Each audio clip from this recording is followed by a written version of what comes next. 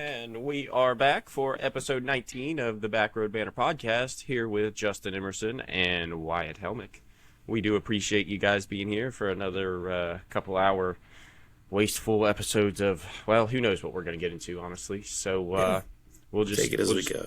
That's right. We'll kick it off here and kind of how we normally do. We'll just get into the routine. I don't know why I try to think of we always think about it every week. Yeah, that's dumb. Yeah. How was your recap, man? Give me your recap. What'd you do, if anything? Oh shit, man! I enjoyed the rest of my unexpected weather-caused vacation. Then I went back to work. Then continued life as normal. I did go down. I went down to Glenville. I got to see Sealy. I went out to the bar for a little bit. Had a nice, relaxing weekend. It's always good to get out of town. Jocelyn got off work at real early Friday morning, and then we hit the road, and she slept in the car, and I drove, and we got down there and went on about our day. Just relaxed, did all the fun stuff. It was, all the fun stuff there is to do in Glenville, so we went out drinking. Yeah. Yeah, it was nice. It was nice seeing Sealy and Mom and everybody. Got over and saw Dad, so it was good. That's awesome. You were able to see him. It was productive, and it was relaxing, and it was fun. Yeah. Did your dad get to meet Jocelyn? I'm assuming. Yeah. Yep. That's awesome. How'd that go? It was good. We didn't stop by for very long. We were trying to get home because we went at like 5 o'clock on Sunday because we were on our way out of town. Literally stopping on your way out then. Awesome. He had some other family over, and he doesn't have a very spacious house, so I wasn't trying to linger for too long because it was packed. Yeah, no need for that, but that's awesome. That's a really good weekend just because it's family filled, and you're kind of able to squeeze in everybody, it seems. So that's awesome. Yeah, it was good. I had a little bit of extra time because went down Friday morning instead of Friday afternoon like I used to always do. Mm-hmm.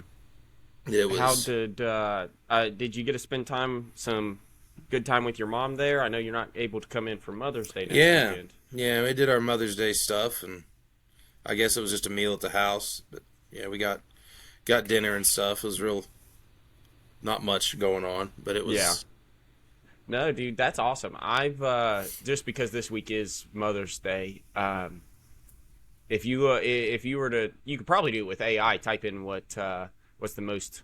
Or like, what's the top 3 things that mothers want, and all of every single one of them that I have read, whether it be on the radio or seen on Instagram or on Facebook or whatever,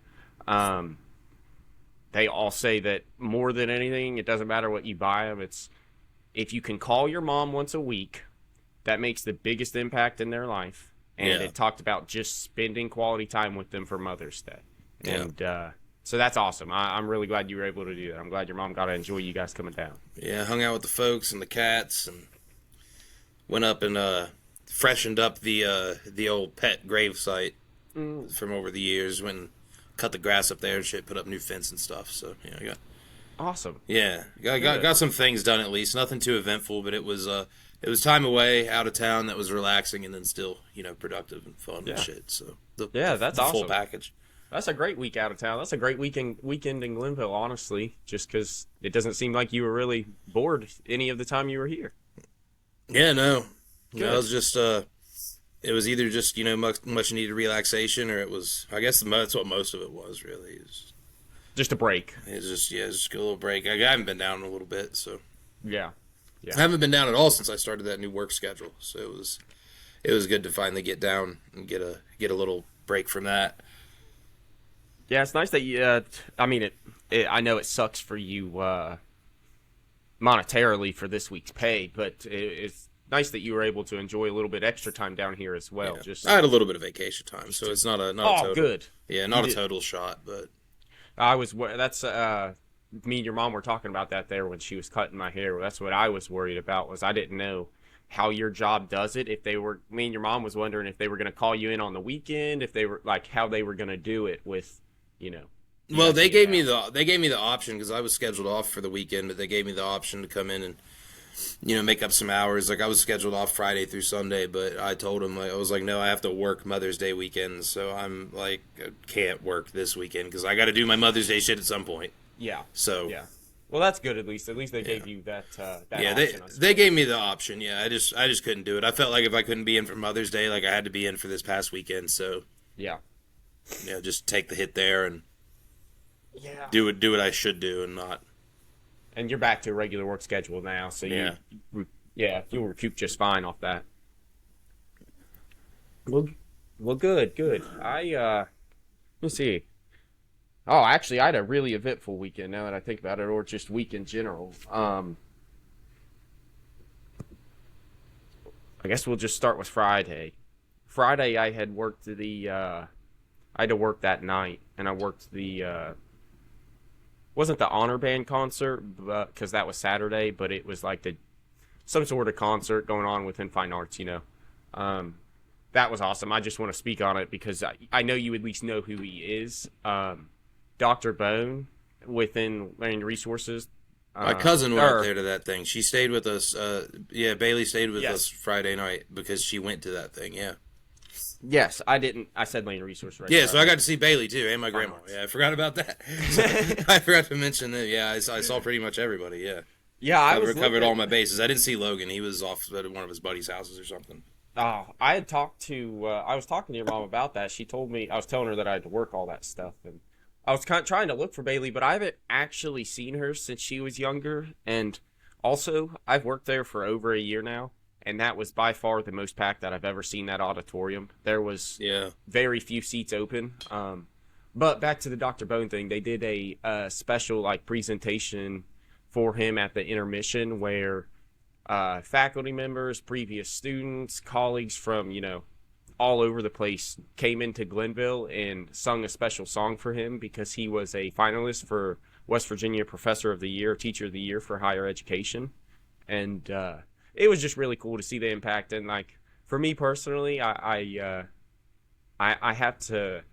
need to find value in all my work that I do. And to see, for me personally, I see the value that he has as a professor at, rinky-dink little Glenville State. And to see all the people that showed up for him, I saw the reach and subsequently the impact, as I just said, that he has had as a professor. And it was just really cool to see. It was slightly inspiring, and then to hear kind of Jason Barr's speech, it was just cool. So it was a cool little kickoff to the weekend. And there Saturday, I went to Toyapalooza up there in Allegheny County, up there, just south. It was. I remember your messages about that. I'm glad that they got power back for that because I was unsure about how that was going to go. They did not. Really? So it was in that sports complex or whatever. Well, there's also a gym and a bunch of things attached to that. Yeah. Because it's inside of a minor league soccer teams. That's where we were on was a minor league soccer team. Yeah, the Riverhounds. Yes. Yeah. And we got in there. They were doing their workout class. The instructor was outside because it was the only way that light was shining in, so they had everybody facing out. But that's what we were worried about.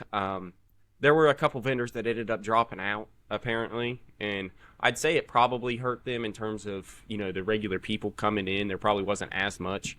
I'd say so. But my gosh, dude, it would blow your mind if I told you the amount of money that I saw firsthand leave. Really?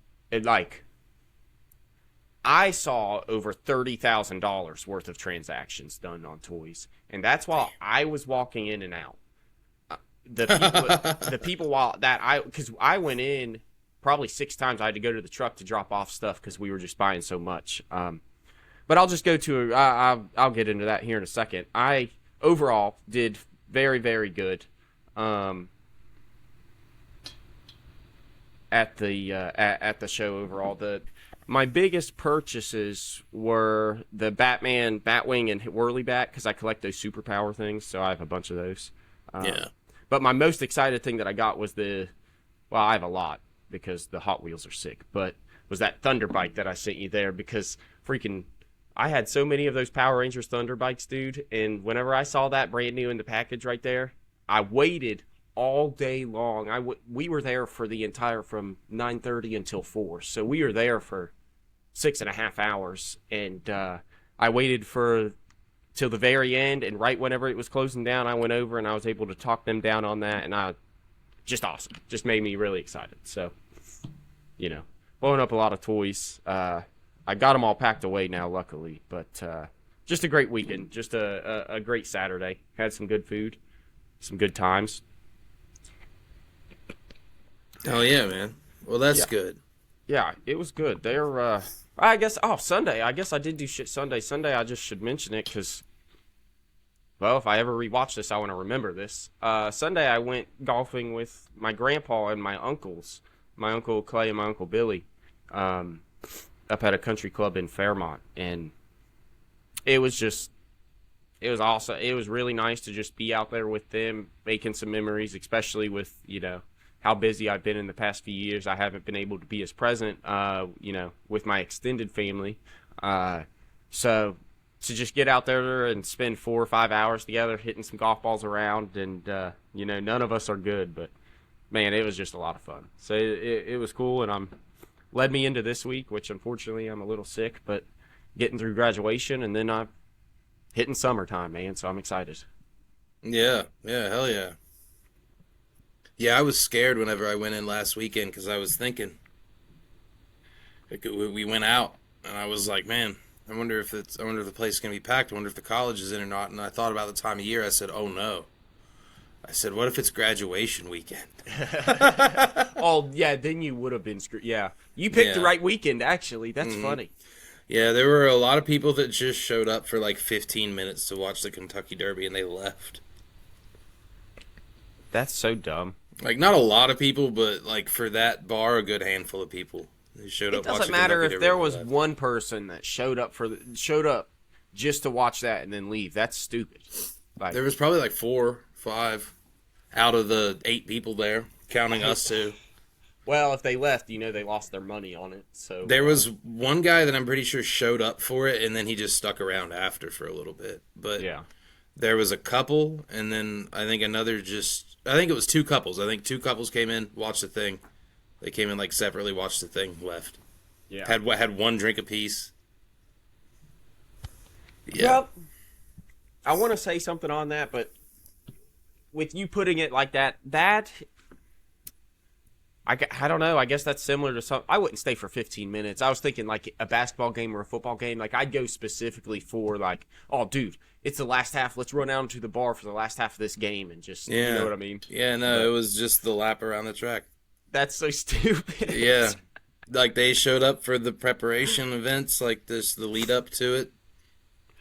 Watched the race, maybe 2 minutes after that, and were just gone. Like finished their drinks and left. Oh, man. Yeah, I bet they lost their money on whatever horse they bet on, so they were a little depressed. Yeah, one lady, I don't know if she bet, but I don't know if she bet or if she just picked a horse, but she was like, oh, that was my horse. My horse won. Faith had texted me there. That's awesome. That's awesome. Holy shit. Yeah, Faith, I don't know if she actually put money on it, though. I didn't ask her. It was just some stranger. And Faith had texted me there on Saturday while I was up there, and she said, hey, Eugene wants to know if what the odds would be if he placed $100 on if he could bet on horse racing online. And I said, probably, but not on my apps that I have. And then she said, well, he wants to put $100. And I was excited because I was like, I'll put it for him. Where's he betting it? He wanted to put it on the worst horse. The horse that was 30 or 1 to 30 or 30 to 1 odds to win. If he would have won. If he would have won, he'd have made out. That's what I was explaining to her. I said, realistically, that'd be good. And she said, how much would he win? Like $100,000? And I said, no, he would not win $100,000. Not on a $100 bet. 30 to 1, he'd win $3,000. Dude. But that's still $3,000 for a $100 bet. That's crazy. He could have, Eugene could have made out if he, got very lucky. Yeah, I was just, the horse with the worst odds usually has the worst odds for a reason. She texted me when it was over and said the horse didn't win. So I was like, yeah, that makes sense. Yeah. I did watch this the ending, the last lap, just because it was all over social media.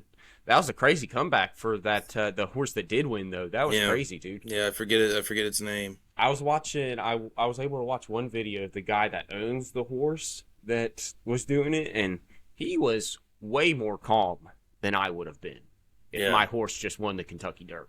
Like, especially from that comeback. I think he passed like 4 horses. I think he came from 4th or 5th place. So that's just crazy. But cool. Yeah, I forget what that horse's odds were going into the race. They weren't terrible though. Mm-hmm. Yeah, but I don't figure. I forget. It wasn't the favorite, but was it this horse? I saw something that said that this horse, I don't know if it was, but I read something that said so many previous of the Kentucky Derby winners are actually descendants of Secretariat. No, it said every horse in that race was. Holy crap! Yeah. Holy cow! Yeah, that is way more impressive. Every horse in that race was a descendant of Secretariat. I saw that too. Oh my gosh! Yeah, I'm so glad you clarified that because that is so much more impressive now. Holy cow! Yeah, because I had to do a double take on it too because I read it and I was like, "What do they mean by that?" And then I read it slower and I said, "Oh, okay." Dude. My gosh. Man, if only betting was big back in the 1890s, I would have put everything on that horse. Yeah, it probably was. They just couldn't do it online. Yeah, These pussies. Yeah, they didn't have BetGM. They probably bet each other's like kids and houses and shit. That's what they did. Yeah, it's whatever they could get for. No, it really that's all that it could have been. What else did they have? That's messed up. Oh, that's funny. Well, if they bet horses, just like on Need for Speed, whenever you race for pink slips, they just race just wager horses. Yeah, I mean, race to the death. Yeah, the only thing that's valuable back then is shit that you could work. Yeah, so, yeah. They just Children race. and horses. If they all raced and then the loser went to the Shadow Realm.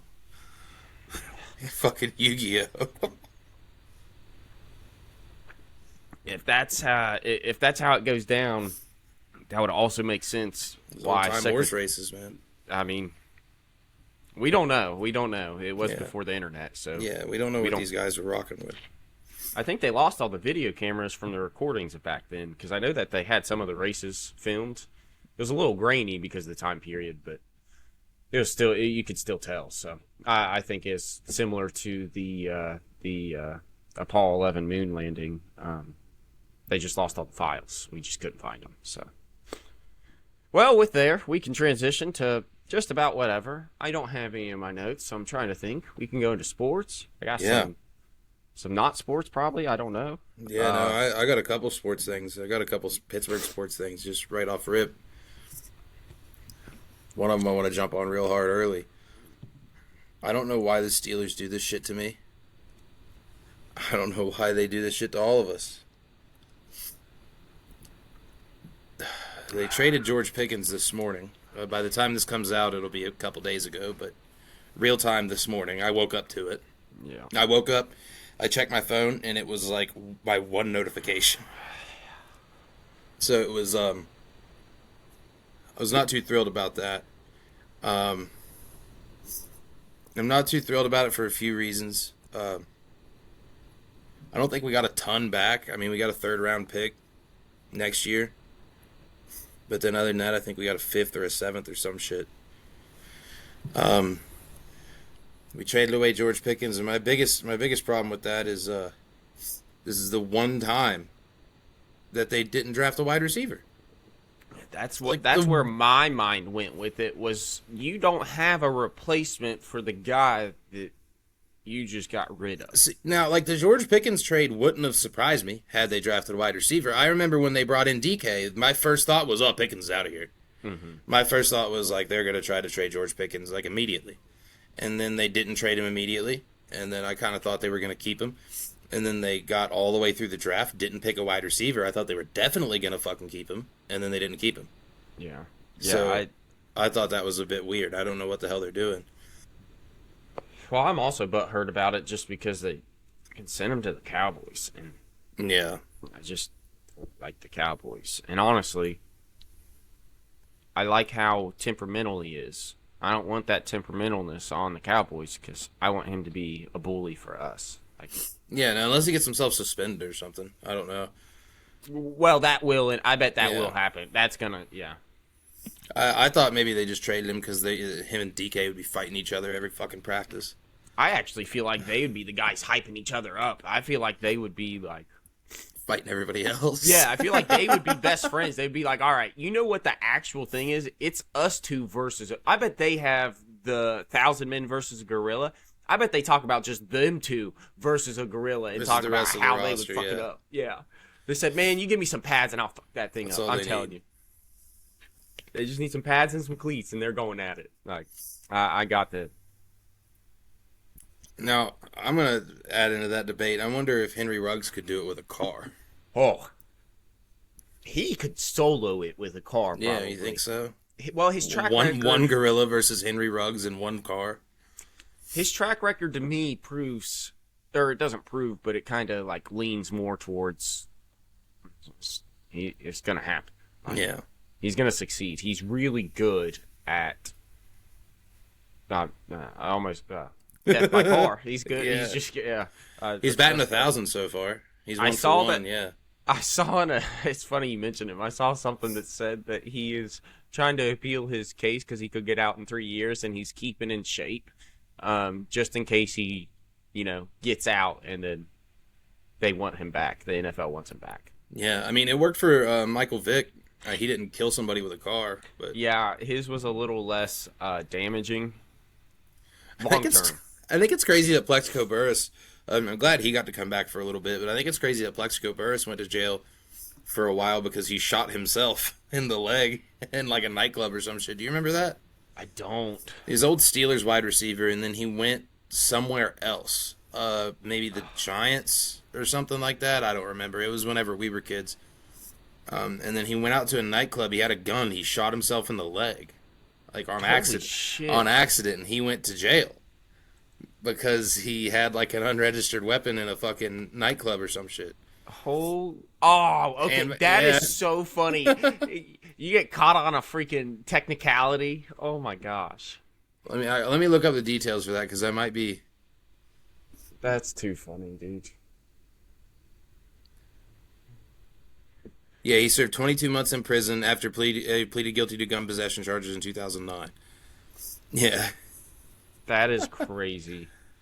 Well, yes. He deservingly needed to come back. As long as he wasn't pressing charges on himself. He got a second run. He wasn't as good as he was before, but I am pretty sure he did get a second run. I think he came back to the Steelers for maybe a year or two.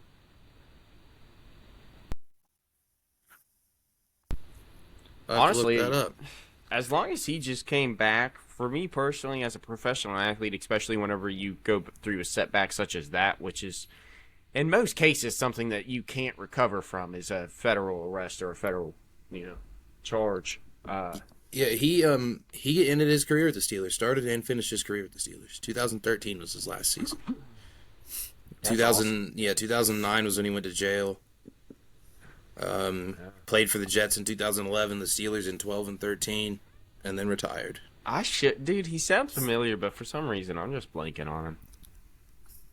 I liked that guy. I think it was because of his name. His name. Like, awesome. I know his name, but I have no face coming to mind, so I can't think of like who he is. Yeah. But yeah, I'm very upset with them. I also heard that they have, like, it's almost a certain thing that we got Rodgers. Oh, well. Yeah. Well, see how that goes, I guess. But. Well, I mean, maybe he'll have like a Brett Favre year. Like, you remember when Brett Favre came back and he played for the Jets and he sucked, and then he went to the Vikings. Maybe this will be Aaron Rodgers, Brett Favre year. He's got Mason Rudolph as a backup. He is he's good. We are good. We are in good hands in the quarterback pocket. I'm more concerned about our offensive strategy outside. Like, what are we going to do whenever DK Metcalf kills 3 people because he got mad? And, now we're down to no wide receivers or anybody that can catch anything besides a 5-yard tight end. Like, who's our tight end right now? Pat Fryermuth. I love Fryermuth. Good. Awesome. Okay.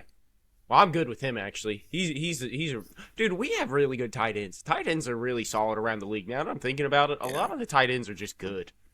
Like, fantasy's what showed me that. Just because the relativity of like looking at the projected points, especially whenever you go to draft for your fantasy teams.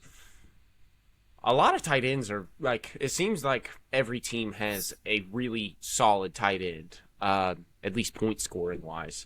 Now, whether or not the quarterback gets it to him those games, that's up to debate. Or that's up to them, not up to debate. But it's still, I find it interesting. I really like it.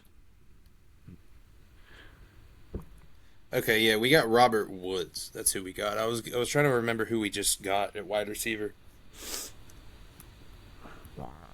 Yeah, I don't. Where's he from? The Texans. I don't know him. Not off the top of my mind, anyways. But yeah, that's still not. He's not George Pickens. I don't know. I'm just like, I hate to say some shit like this, but I hope George Pickens proves the Steelers right and like. I don't. Obviously, I don't want him to do anything terrible and get himself in any crazy trouble or anything like that. But I'm hoping he proves the Steelers right and his attitude issues get the best of him and cause him to cause this to be the correct move. I guess I'll put it that way. I just hope he does something to prove the Steelers right. I don't want this guy to go commit any fucking crimes or ruin his career or his life.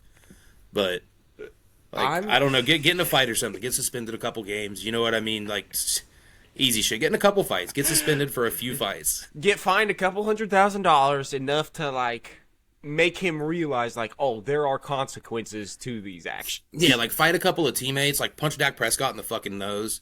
Oh man, yeah. Now that he's on the Cowboys, see, I'm at a dilemma. I appreciate your solidarity to the Steelers. I don't want that. I want the Steelers to feel sorry for all these fucking people that they keep letting go.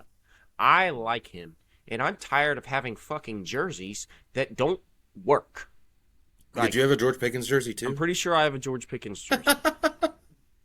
That's what I'm saying. Like, which luckily I never bought an Antonio Brown, which is odd. I never bought a Le'Veon Bell either. Those are the two that I probably should have out of any time. But it just frustrates me because like I want him to succeed. I want him to end up coming back to the Steelers because how my mind went was just on my jersey, and I want to use that jersey again, and I think it'd be cool if he ended up coming back to the Steelers and I could use like what is considered an old jersey of his to kind of fan over. But now with you saying what you did, I am now conflicted because though I don't want him to get any trouble and I want the Steelers to regret losing him, I want him to fight everybody on the Cowboys. So I would love for him to just get mad at Dak only targeting him 3 times and just come up to him and just slap him a few times in the face, straight on camera, right on the sideline, and just tell him, you throw it to me and I'm going to catch that ball. It doesn't matter if I put my hands on him or not. That ball's in my hands, man. And so now I don't know. I guess I'm okay with whatever happens to him. What if the Steelers just traded him to the Cowboys as like a sleeper agent and he's going to go up into the front office and just beat the fuck out of Jerry Jones? Well, then I personally will give the Steelers whatever phone number I can, get in contact with that reaches some portion of the Steelers organization, and I will draft a very long letter and read it formally to them over so that they can then display it across probably, what was Heinz Field and is now Acrisure Stadium or Acrisure Stadium, whatever. Because, well, that's just genius, and that's something that college football probably should start thinking about. With as much money as it's in it, they should have some sleeper agents. They might be doing it right now with the transfer portal, man. What if they're just sending kids over there to just transfer to some other school in their conference and just fuck the team up? Yeah, they're perfect. They're like, hey, listen, we are going to back pay you a whole lot over your next 20 years if you can just guarantee you drop them in the seats. Yeah. You know you what I will mean? get an extra $1 million per 5 interceptions thrown. If you get yourself benched, we will find you somewhere else to play. Bro, do you know We will take you back. Oh my gosh, that is an incredible idea for the sole fact of it would show how much it would show if there was any loyalty within college football anymore. Yeah. And that's the thing. Like, that's what frustrates me with college sports in general, is that the fan bases are always the fan bases are there. They're solid for the like every school has their fan base. But I don't know about what the intent or interest is in terms of people actually representing the school. Like, are they there for the school, or are they there for that name to be a part of history, or are they there for the money that, they know that this top school can give them for whatever position? And seeing everybody leave like we have over the past 2 months, and try to kind of do as professional players do and freaking do their little player option type thing and test out the market other places, I find it really weird. To me, it takes away from that. Like, I don't think there is any loyalty if at 18 to 21 years old you're only thinking about the money that you can make in this moment. Yeah, definitely. I think a lot of guys. I mean, it's crazy because you see it, like you see guys do it for the money, but you also see other guys do it for like better situations. I mean, I didn't think like. Yeah, a lot more people just do it for money now, but I do miss back whenever, people just transferred to like guys that, should have played that didn't get to play. Like all kinds of people transferred schools that got them playing times that eventually led to NFL careers, like Joe Burrow, Justin Fields, Cam Newton, freaking yeah. I love that you said that because I should clarify a little bit.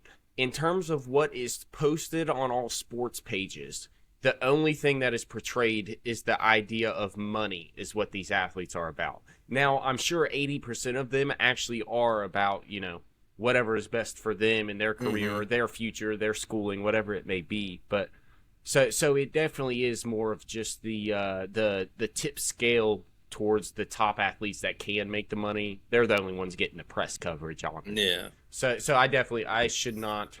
I don't mean to give them a bad name now. I'm glad you said that because that's like definitely not you what I was meaning. You do see guys like you saw that kid from Tennessee leave because of his NIL agreement. Like, come on, bro. Like you're probably still making an absurd amount of money, even if it's not the absurd amount you wanted. Like, ask people 10 years ago, you would make nothing. Like, nothing. Yeah, you would on the books make nothing. Make nothing. On the record, you would make nothing. Off the record, you might make a thing or two. Yeah, and now you're making in a single season of being a fucking college athlete, making more than most people make in a decade to 2 decades of their life. So, like, I mean, fuck. I think he drops from 2.7 to 900,000 is that guy's deal. So $900,000. $900,000 for me at my current rate will take me, oh gosh, 28 years.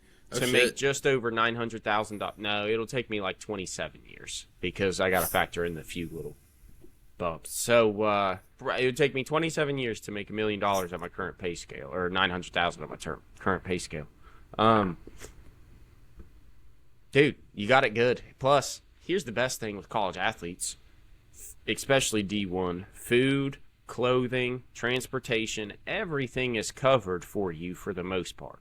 And outlined for you to where you just have to show up at the given locations to take advantage of these things. So there are a lot of benefits to it. There's a lot of benefits to it. It's just crazy that it's gotten to the point now that they're after the money here. These top players, the ones that they know they're going to, like, they've got a good chance of making it pro anyways.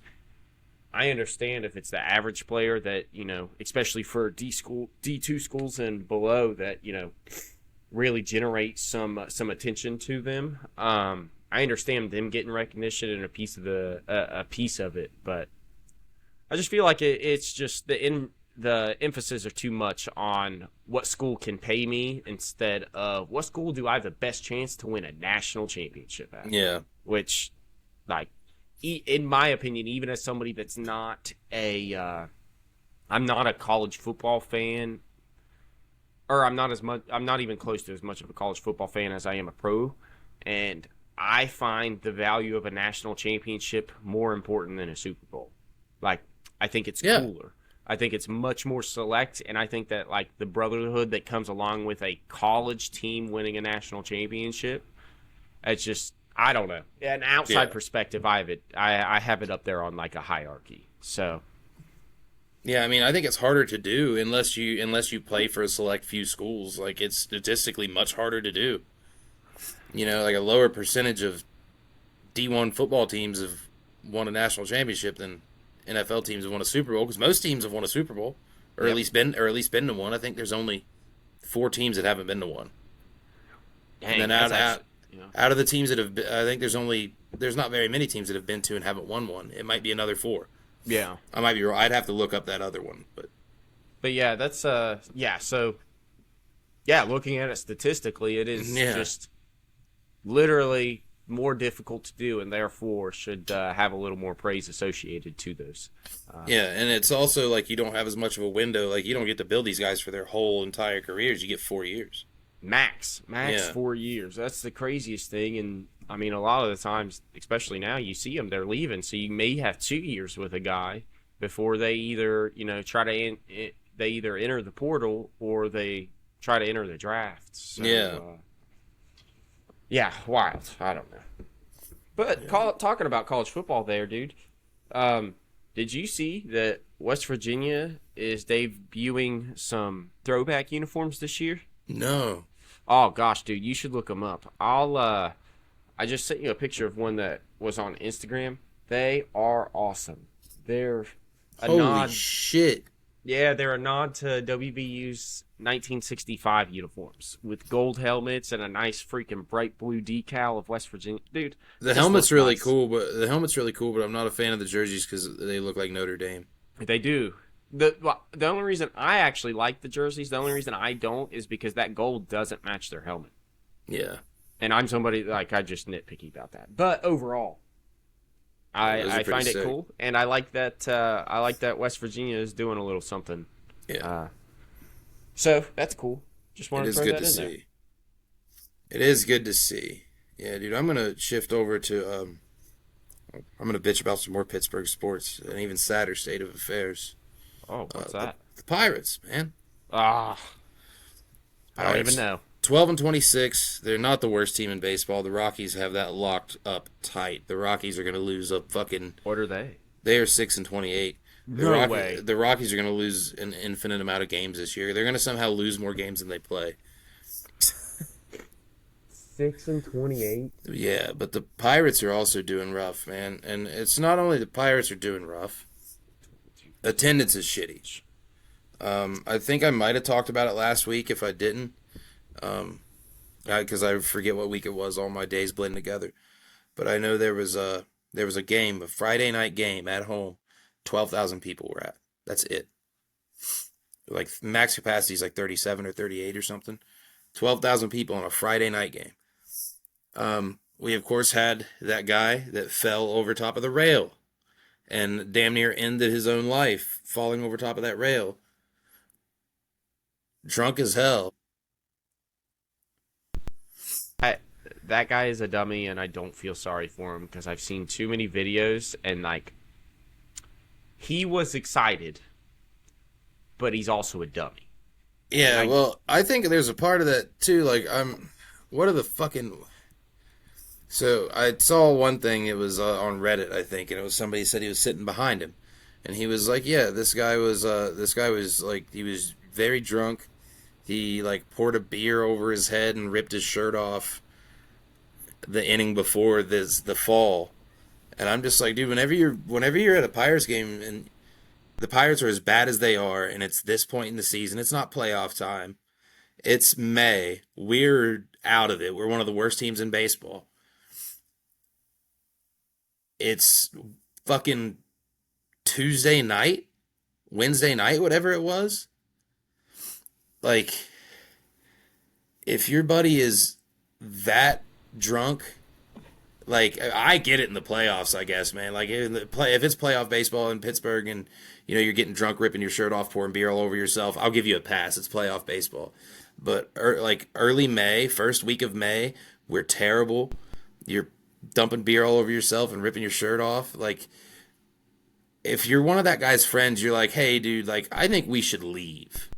Like, I think we should get so-and-so out of here because he is fucking way too drunk to be at this baseball game. Yeah, should not be in public right now. That is, he's one of the 8 people at a Pirates game, fucking shit-hammered drunk, ripping his shirts off and dumping beer on himself. That's an expensive beer, mind you. The dude just poured $15 all over himself, ripped his shirt off, and then fucking nosedove off the wall. That's how you know he was drunk, just because he wasted the beer to begin with. Yeah. And, that was my thing with like, I'm glad he's alive. I'll say that. That's why I'm saying what I am, because as you did last week, he's not dead, so I feel okay with calling him a dummy, because he should feel stupid for getting to that point in public, honestly. No, yeah, like, that's not like something that anybody else made him do. That was his choices. Just let him down a really unique fall. That's when piss poor judgment could come back to bite you, and for that guy it did. Yes. But that's not all of the shenanigans that have gone on at PNC Park. Did you see the employee got in a fight? Oh, bro, I watched that whole brawl, dude. I'm just gonna. I am on the employee side, fully. That's just it. I'm just on his side. Yeah, I am too. I just think it's crazy. I was listening to the radio the other day, and they summed it up pretty well. They said the baseball is so bad, and the organization like just doesn't give a. They didn't use these words, but just doesn't give a fuck. That all that PNC Park is turning into is just the most expensive bar in Pittsburgh. It's just turning into a bar. People aren't there to watch baseball. People are there to just get shit hammered. Like that's how bad the baseball is now. Is that people are just there, running up the most expensive bar tab in the city for these overpriced stadium drinks. Yep. Because the baseball is fucking atrocious. And I think it's true. No, it absolutely is, and it's a really cool perspective to put on it, because, especially given this past weekend's incidents, you can't really dispute it, because you can't. Like, I mean, between the numbers that you just said in terms of people showing out on a Friday night game to the actual independent incidents that are not associated with each other at all. Yeah. It just shows that the culture of Pirates baseball is not about the baseball right now. Yeah, no, and I'm not knocking people that go to baseball games and drink. I love it. I love it too. Like, it's awesome. But your primary objective there is the baseball, not the drink. You know what I mean? Like, I think if you want to be drunk in the stadium, you get drunk beforehand. You get drunk at the bars that are right next door to the damn across thing. the street. All of the numerous bars that are directly next to PNC Park, you get drunk at one of those. For a semi-reasonable price. Isn't there a restaurant, like, directly across from the park, too, though, that, like, has... So, yeah, it just... There are definitely, stops to make before... Yeah, get like, a semi-reasonable drunk before you go to the game, and throughout the course of the game, you let it simmer down. You buy maybe one beer or a mixed drink or two. You know what I mean? But, yeah, like, these people are just going and getting fucked up and causing problems. See, because there's nothing else to do other than watch sports, and the sports are failing. See, with you saying that, though, like, I feel like if anybody, it needs to be a fan like me, somebody that's out of state, that doesn't make it to games too often, that if they're going to, they make it that memorable of a thing. If you're somebody within, Pittsburgh or around the surrounding areas, and you're a fan, and you're doing that just as like a weekly thing, like that's just how you are. Mm-hmm. That is not right for sports culture, and that is not like I have a real issue with it because I feel like I have the right to be belligerent at a Pirate Stadium because I go there once a year. So it's actually a momentous occasion for me to like try to take it in and like, oh, okay, I kind of did a little too much. And then even with that, you're talking about the drinks. Like, I don't understand how can you not? I like the food at stadiums just as much as I like, you know what I mean? So I do what you said. Get the drinks at the bars or at the restaurants. Go in there and then drink some beer while you eat all the delicious food that they offer. Yeah.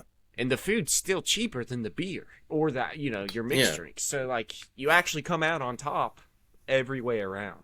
Yeah, man. And I'll give the wall guy one credit where it is due.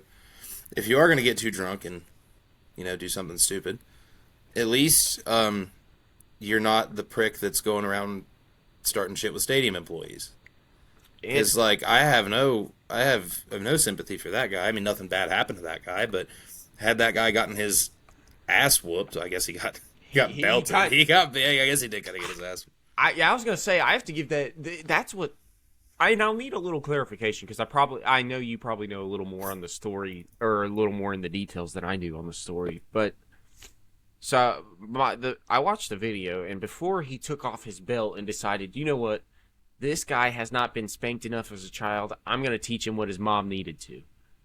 He actually got some licks in, like he got some legit punches in. The dude was like bleeding profusely from his face. So I have to I just want to shout out that guy for the sole fact of after handling it with his hands and knowing like, oh, I could just run it down on him right now. He then proceeded to instead completely embarrass the guy by taking off his belt. That is a move I have never seen done in a public fight. No, yeah, that looked like some that looked like something from a fucking independent pro wrestling show. That didn't look like a fucking fight. Scripted. Yeah. Dude, how you let the guy get his belt all the way off and fucking spank you with it? Come on. But with Jesus. that, I wanted to get some clarification from you on that, because I had read what started the incident was the usher had broke up the man from disrespecting a woman That's that what was I've also heard. just a fan of, just there to watch the games. Yeah, and, that's what I've also heard. Okay. Yeah, I was just curious, because I don't know. That's the only, Yeah. I don't know. I just needed to know if that was true, because if not, then the guy still needed his ass whooped. But the start of it, we couldn't see what actually started the altercation, or at least the verbal altercation. So, but yeah, that dude, I'm glad you brought that up because I actually forgot that. Yeah, he hit him with his belt. That's crazy. I understand that I understand from a public relations perspective of disciplining that guy. That guy did not. I don't think he deserved to be fired. No, I don't think so either. Maybe suspend him or something. Suspend him, and the only reason you suspend him is because he proceeded to take off his belt. The hits were fair, and I feel like that's just a fair thing. Like, he won that, he showed him, but then the suspension is because, well, we have to do something for you. Well, see, here's my take on that. I think the suspension should be for the hits, and I think he should just get a free pass for the belt. I think that's so fucking unprecedented that he should. If I was his boss, I'd be like, creativity points right there, buddy. Yeah, be like, I can't condone what you did. That's utilization of the tools around you. That's what that is. That's recognizing. That's being adapting. Resourceful. Yes. Bringing out old school discipline at the ballpark. God damn it. He recognized the issue, understood how to attack the problem, and then proceeded to attack the problem. And physically with his belt. That's awesome. Yeah, that's just funny. I'm glad you brought that up. He held in L1 and he pulled up his little GTA weapon wheel and he picked the belt.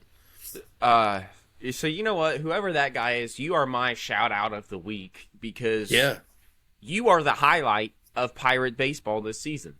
If he were to stumble across this, I think we should be open to having our first ever guest. If he were to stumble across this, I would love to talk to this guy. I would.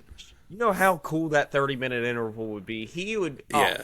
We could just sit back, just slide in some little questions, and let him just take off with it. I would love to talk to this guy. That would be awesome. So yeah, well, you're around the area. We need to start reaching out to them. I'll find his name and then look him up on Instagram. We'll see. Dude, you will actually reach out to him. Yeah, that would be cool. That'd be cool. Well, yeah, let's get it. That would be great. Because that shit is awesome. Yeah, I don't think that guy should have got the punishment that he got. I think he should have got maybe a suspension because, like you said, you have to do something. But at the same time, I think it's kind of that guy's job to keep order in the fucking ballpark. He's the maybe he shouldn't have done it the way he did it. Okay, but that's from a professional standpoint. For me as a fan, I think that's pretty sweet. I don't think he could have done it better. No, he couldn't have. And he understood that, you know what? I don't need to call security. I'm going to take this into my own hands because he ain't disrespecting them. He's disrespecting me at this point. Spitting the blood on him. Bro, he ruined that dude's shirt. Yeah. So much. That's right there. That's when you knew that guy was just like, all right, he actually needs to learn a lesson. He doesn't just need his butt whipped. That's probably why he did it. Yeah. It's easily the most, for me in terms of a fight and between two grown men, because usually you see the stupid shit like that between teenagers just pulling some shit that don't know how to fight. That dude knew how to fight and then proceeded to just be like, no, this is how you handle this situation. I just don't know. That's just so unique, man. I give him props. Oh, man. There was another thing. I don't know if it happened this past week, but I saw it on Instagram. I hope I saved it. I'm not sure if I did. It's not Pirates related, but it's just also funny. If I can find it, I'll have to send it to you, and we'll plug it back into here. I'm sending it to you right now. But yeah, we'll have to put the clip on here for a second or something, because it's this umpire. There's a call at home plate. Fucking dude's tagged out, and they review, or he's called safe. And then they do somebody challenges it or they do the replay or whatever. And they see that he's out. The umpire goes and he calls it out over his microphone, like the NFL ref microphone. And then he forgets to turn his microphone off. Oh gosh. And then just a couple seconds pass, there's just a couple seconds of dead air and you hear, "Fuck." Just across the whole stadium. Then he goes, "I fucking saw that too. God damn it." Did he miss the call? Oh. Yeah. He missed the call and then told on himself. He was mad that he got it wrong. Fuck. I fucking saw that too. God damn it. Oh, I'm watching that right now. The whole time. There he goes again.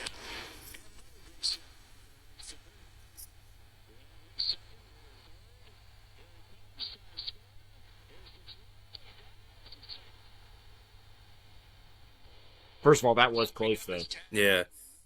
I have a hard time even telling through the replay. Yeah, wait for it. Bro. Oh, okay. That was so close.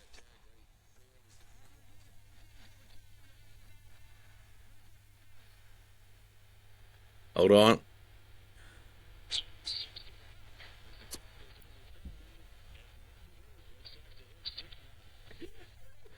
Fuck!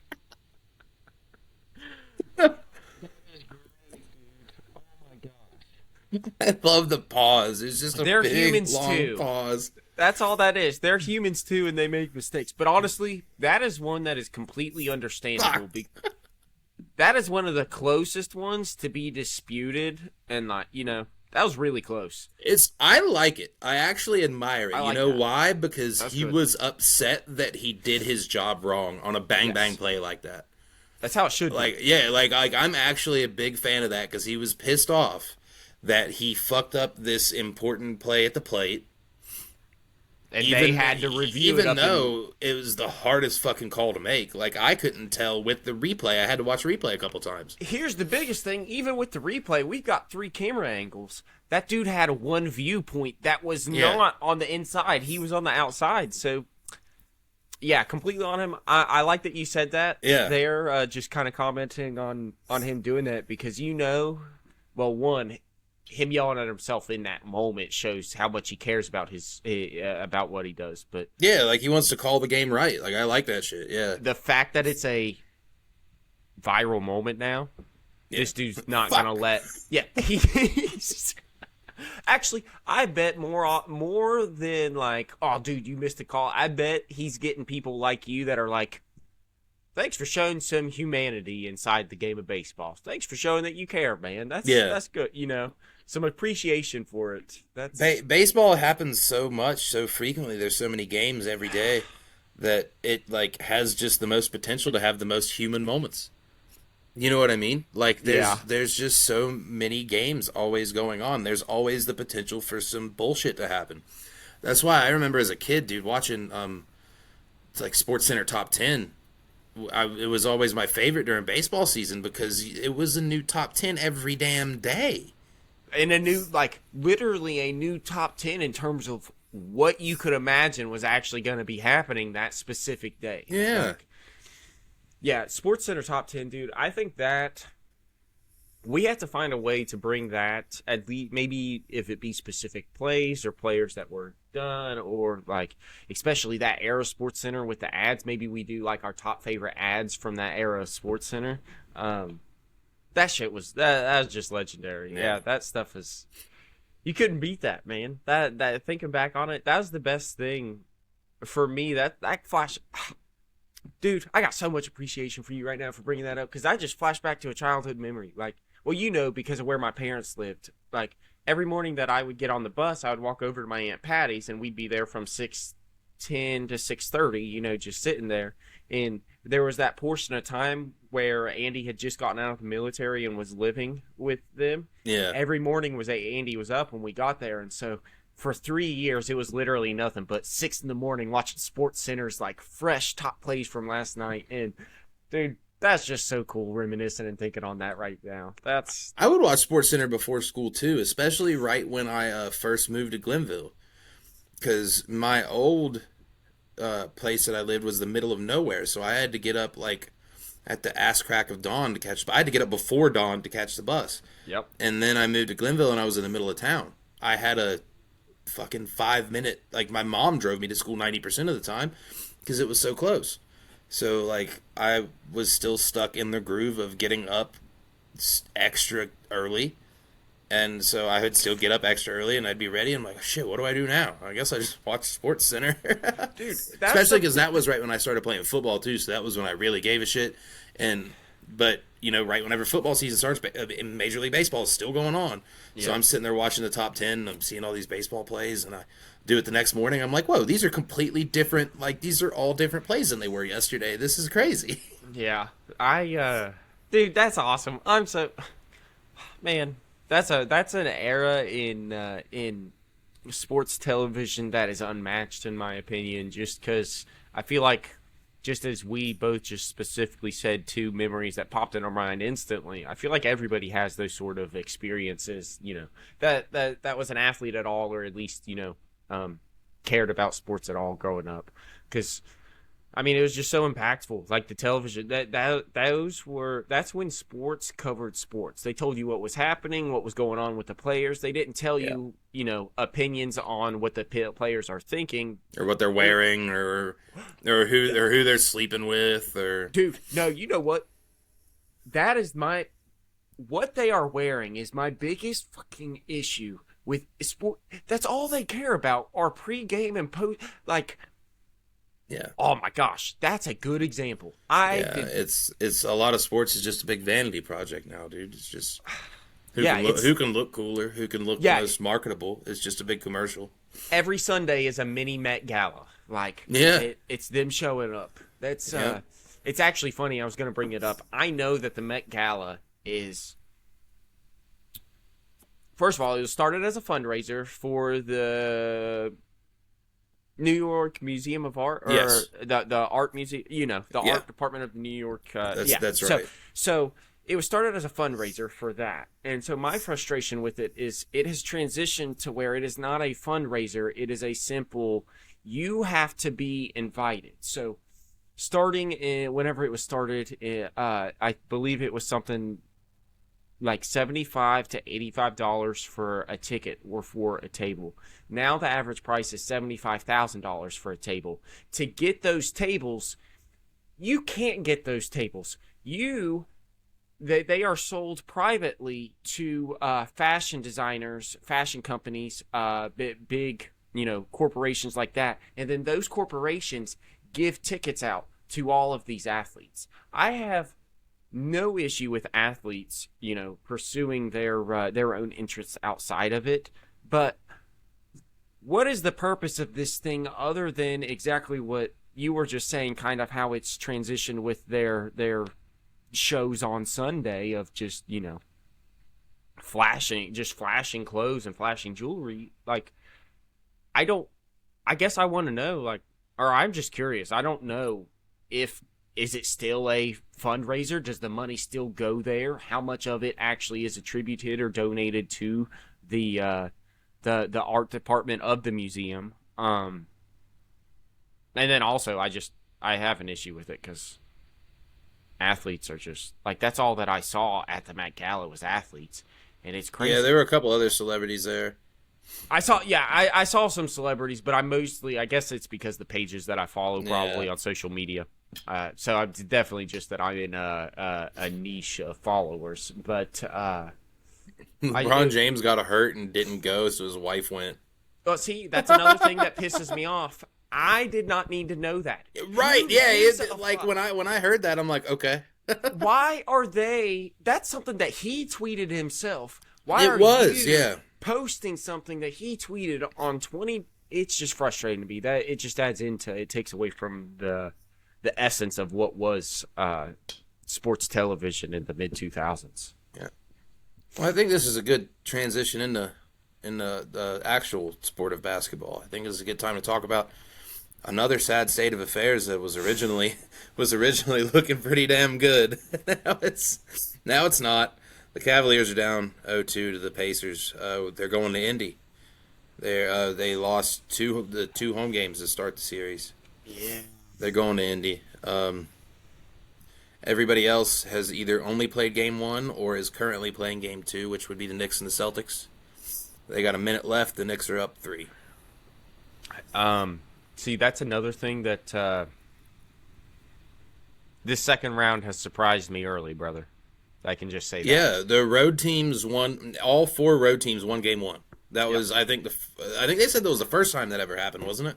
I don't know. See, in my mind, I automatically just attributed that to be fact because I almost guarantee there is not a single person on this planet that bet that would happen. No, especially whenever your 1 seeds are the Cavs and Pacers, the way they're playing this year.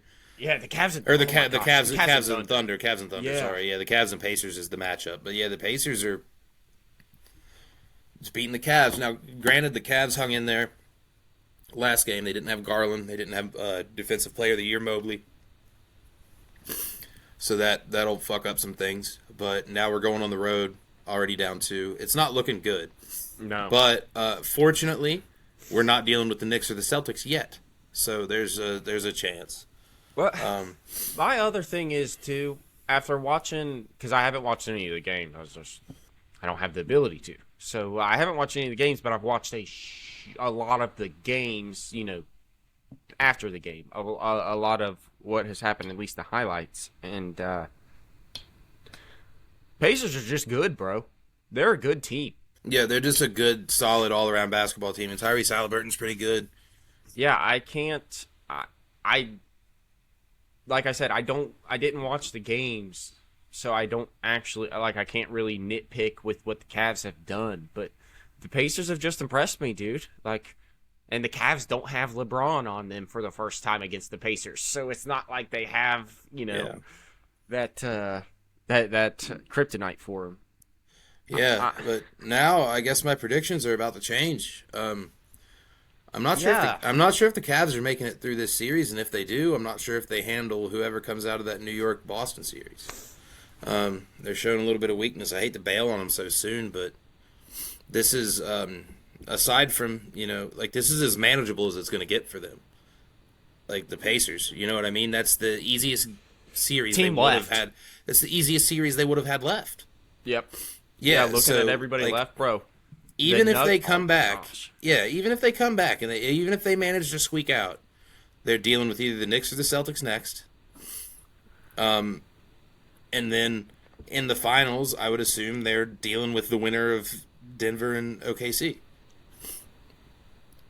Or even if you're not, even if you're dealing with the Timberwolves and the Warriors, like the way they're playing right now, like it's their round one was the easiest it was going to get. This is the second easiest it's going to get, and it's not looking good. So, like, even if they do come out on top, it's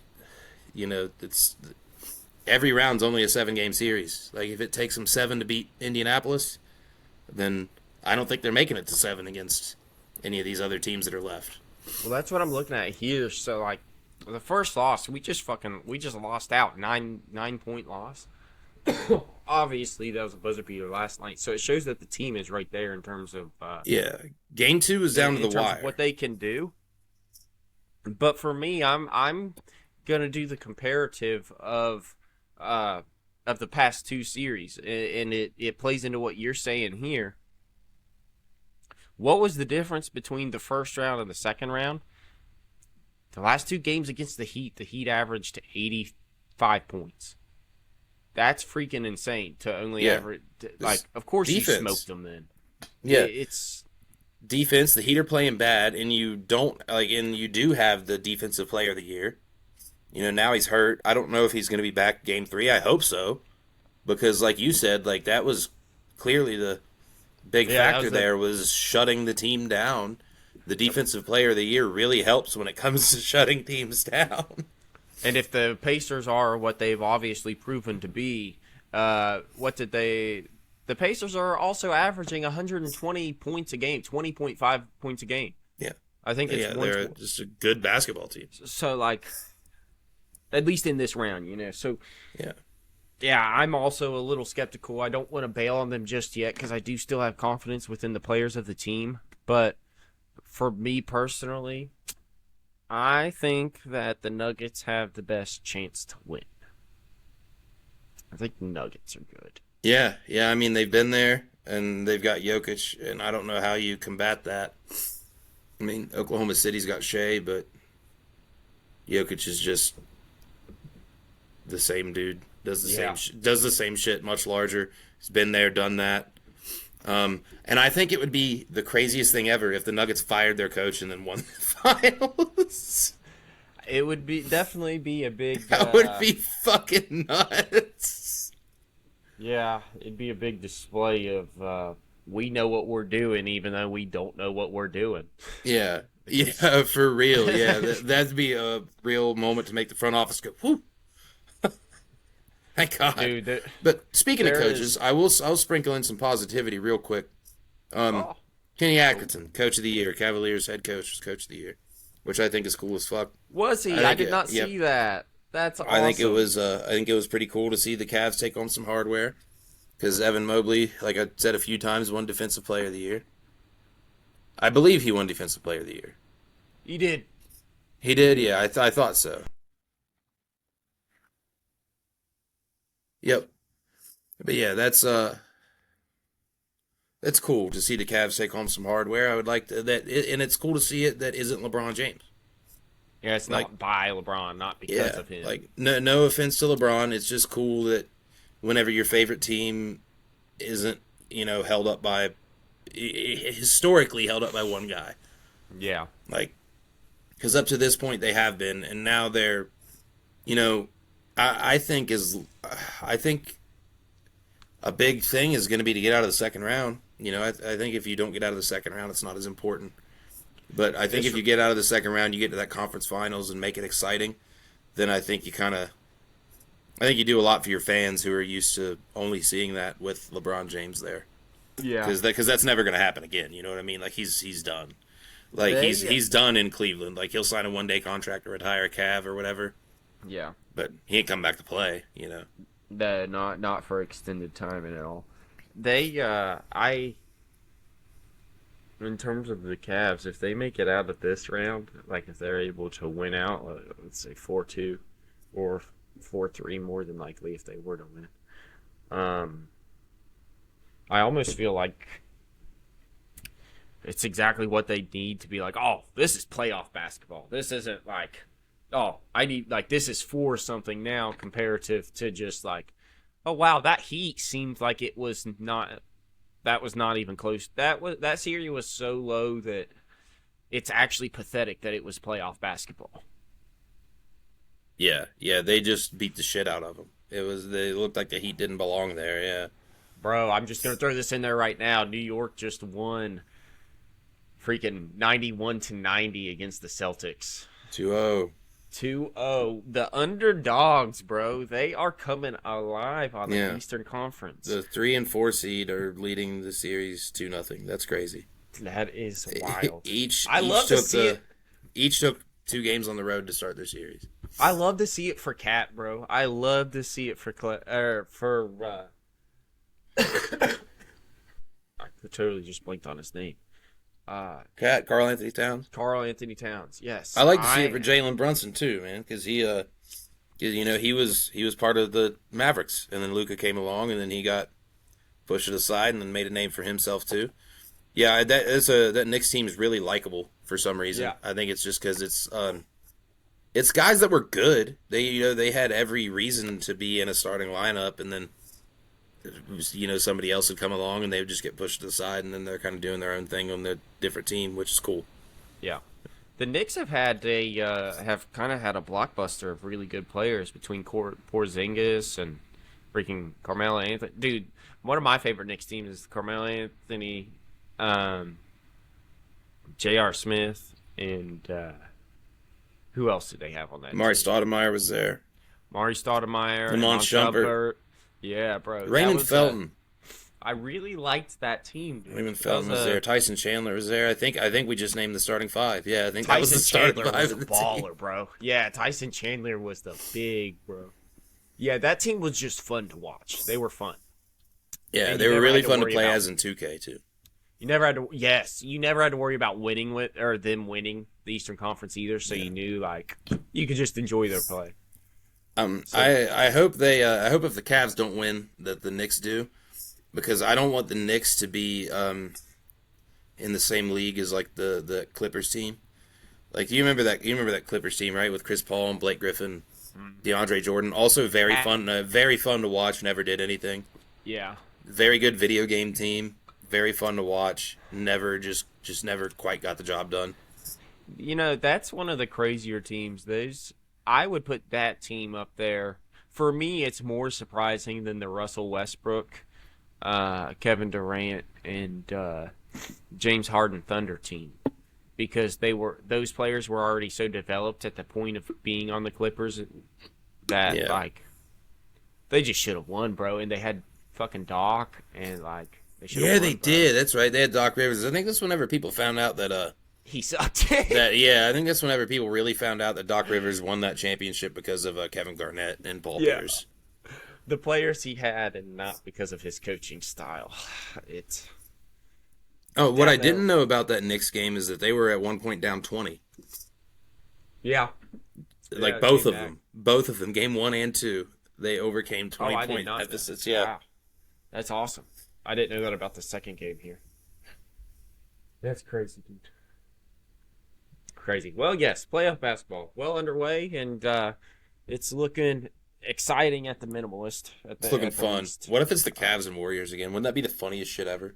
It'd be super. Actually, it would piss me off, because I would probably put, like, if I was going to, I'd probably put the money on Steph, because I just don't think God would do him like that. Right. Plus, I do find it really funny that Draymond, whenever it was, said, like, oh, yeah, we're going to win the championship. And then after the last game, did you see that where Steph commented on that? Mm-mm. Steph commented, a reporter asked him about, like, the outlook for the series or for the future. And he said, well, if you ask Draymond, or he said, well, according to Draymond, we're winning the championship. He said, so we got a long road ahead of us for sure. And I was like, that's very smart. Yeah. But good to still have that as your goal, you know. Yeah.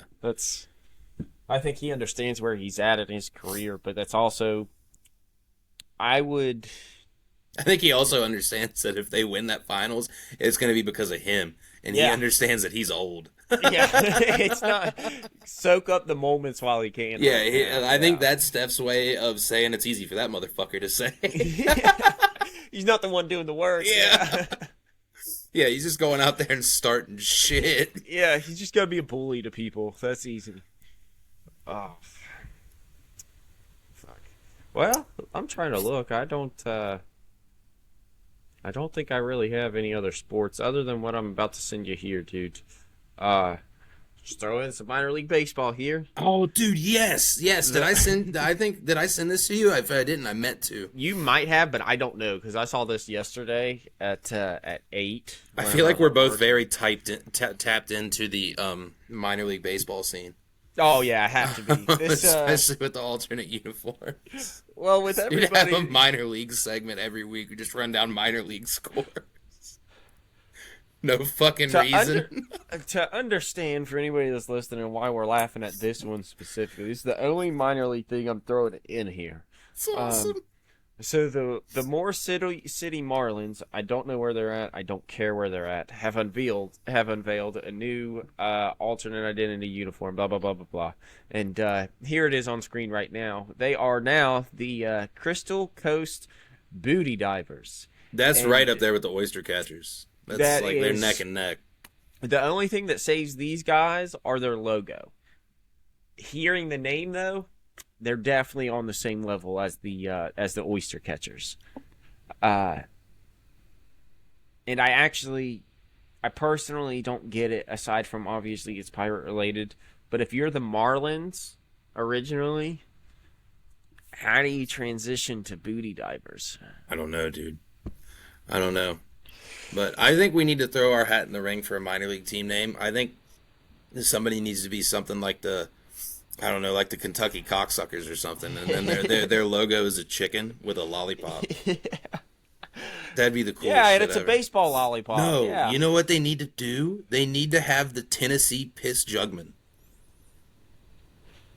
I'm writing a note right now. They need to have the Tennessee Piss Jugman, and Piss Jugman himself needs to be on the uniforms, on the hats. I would buy the shit out of a Piss Jugman baseball hat. I'm just making a note here. I'm gonna design here over the next week. I'll work them up some alternative logos for the Tennessee Piss Jugmans. We will get this sent out to somebody somehow. I'm just gonna call them the Tennessee Jugmans, and because I feel like having both is probably copyrighted with the. We need to reach out to Piss Jugman and some stop. Tennessee minor league team. Oh, I learned something about that truck stop, by the way. It's not real. It's really just a page. The physical location's real, but the physical location's real. It's a different name. I forget what it is. It's an actual regular truck stop, but the page is like a gimmick to sell merch, which is very funny. We can definitely go with the Tennessee Jugmans, and we'll keep him on the logo. Him fully as the logo there, though. That'll be fun. We'll see what I come up with. I'd like to contact Piss Jugman and get him in on this. Get him have him throw out the first pitch to one of the games. I'll be honest, just with the temperament and the attitude that I've seen Kool-Aid Man have over the years, I'm slightly curious, but more worried to see the attitude that a character named Piss Jugman may have coming into anything. So we'll see how that goes. He then again, though, minor league team, he could be right up there. He might be the perfect identity for some fans. What about Jonathan? Does he live in the United States? I would assume so with the name Jonathan. Let's find out. Because, I feel like he could be British. Oh, yeah. Well, Jonathan. Oh, dude, my dumbass almost just Googled Jonathan. Jonathan. He's a Sechelese giant tortoise, so I don't know. Where's he at? Oh, yeah. He Jonathan now resides on the island of St. Helena, British Overseas Territory in the South Atlantic Ocean. Damn it! Oh, well, It would have been nice to have a team be the Jonathans. no, that's okay. You know what? Do you realize how many? Well, I know you do because you play the games. There are so many different leagues within football. We'll just the St. Helena Jonathans. They're a football club. They're the new football club. We could just have the fucking meme football league, the shit that we made up ourselves. Yeah. Just have the piss, or I guess not shit that we made up, but shit that we found and talked about. Yeah. Piss Jugman, Jonathan. The goat milkers. The goat milkers, yeah. The Green Power Rangers. Yeah, we could definitely run it up with that. That would be funny. Well, that makes me feel better knowing that about the old Jugmans, because I will definitely make that a thing, knowing that I can't be copyrighted on it. Yeah. Yeah, unless, I don't know if the company that does the merch has copyrighted Piss Jugman. I don't know if they went to those lengths. Yeah, I don't know. We'll find out, though. I know Piss Jugman, I don't think, has a trademark logo on his suit, which would be awesome. We'll find out. But, interesting. Very interesting. The old booty divers, that's where we were at with it anyways. That is a good one, man. But as far as I can tell, there's no record of trademark on the old Jugmans. So we can run a whole line of the family of the Jugmans and maybe even start a TV series, keeping up with Jugmans. And yeah, we got Kid Jugman and fucking Piss Jugman's definitely the main character. Yeah, I don't know. We'll just figure it out. rewrite Family Guy with a bunch of piss jugs. We'll run through the details of it. Yeah, we'll just change the entire world to just jugs of liquids, just like alternative liquids. I would like to see Trailer Park Boys where Ricky runs into Piss Jugman. You could probably throw that out to them. I think that's the crossover that everybody needs, and nobody knows that they need it. I don't think the SwearNet guys know that they need it. I don't think the SwearNet guys know a thing about Piss Jugman. Yeah, I don't think they do. I don't think many people do, and I think it's for a reason. Yeah. I don't even know how we found that shit. One of us found that on Instagram. You did. Yeah, I was about to say, that sounds like it's right up my alley algorithm-wise, yeah. That was not mine. It's funny you mentioned Trailer Park Boys. Did you see how they're currently recording another season, like live action season? I didn't know that, but that's awesome. Yeah, Julian. They're so old. they were having some sort of like interview or something with a guy, and Julian like hinted at it. He was like, "Yeah, we're actually recording it right now. We just don't know, or we're filming it right now. We don't know if or when it'll be released, but there is something in the works at least." And I was like, "Well, that's cool. At least I'm excited for it because it's been so long." Yeah, I wonder if they're ever going to do like one last run, or if they're just going to do that shit until they die. I don't know. They'll probably just, I don't know. I think they'll do the SwearNet shit until they die. I think Trailer Park Boys has a shelf life, and that's the thing. I don't think it does. I don't think Trailer Park Boys really does have a shelf life. I just think that these guys are humans, and they are eventually going to get to the point where they're like, we don't need to do this shit anymore. Yep. But yeah, I think Trailer Park Boys could really live for a long time if those guys could just stay the same age forever. Yeah. Yeah, if they didn't fall, or if their characters were just characters and not themselves. Yeah, I wonder if all of them have kids. What if all of them have kids and they're just little Trailer Park Boys in training? But they couldn't really write that into the show because the only one that had a kid in the show was Ricky, and that's not his fucking kid. Yeah, his kid. Like real life isn't his kid. Like in the show, it's supposed to be, but yeah, his kid freaking. We literally watched her have a kid, and now theoretically, that kid at this point, because he lives in that trailer park, would probably have another kid. Like, yeah, there's a chance Ricky's a great grandpa at this point. Yeah. Well, Sunnyvale's rolling around with the old little Rickies. Trailer Park Boys is the best, man. Oh, that's so funny. I'm sending you a picture here. I want to throw this in here. I'm not giving out the guy's name. I'm not giving out any information, so it's totally okay. Holy shit! Yeah, that is why I'm sending it to you, because I saw his mugshot, and I am genuinely concerned for this man's health, and how does that happen? Oh, I bet I know what it was. He was probably like 56th, maybe 57th man to fight the gorilla. And he just took one swing. Yeah.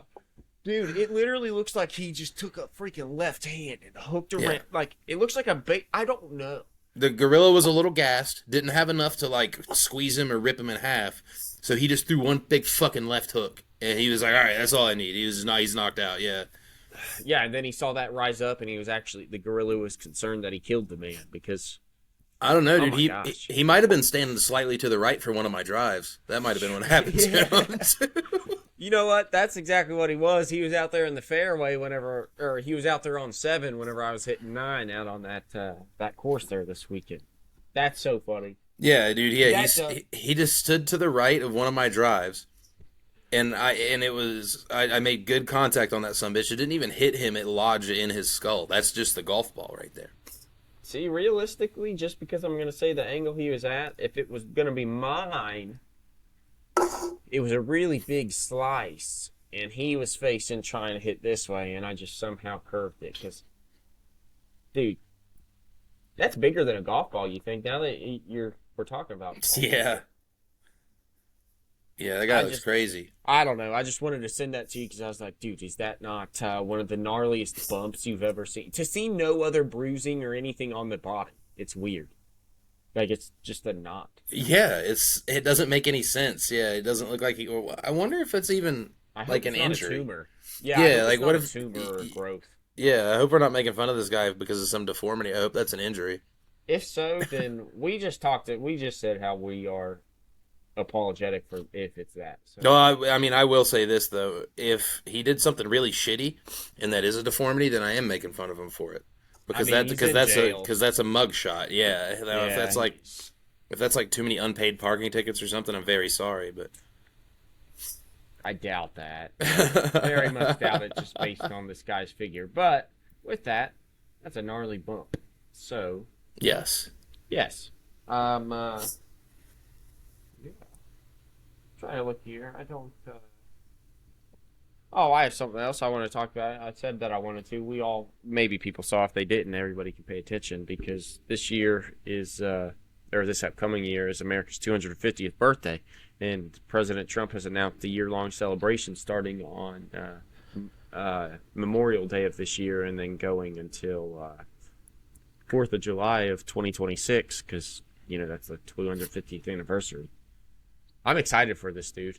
What's this year-long celebration going to be? Are we all going to smoke crack and fight each other? I hope not, because that's not much of a celebration, unless that's just the last end of it, and it's a big party firsthand. Final stage, yeah. Yeah.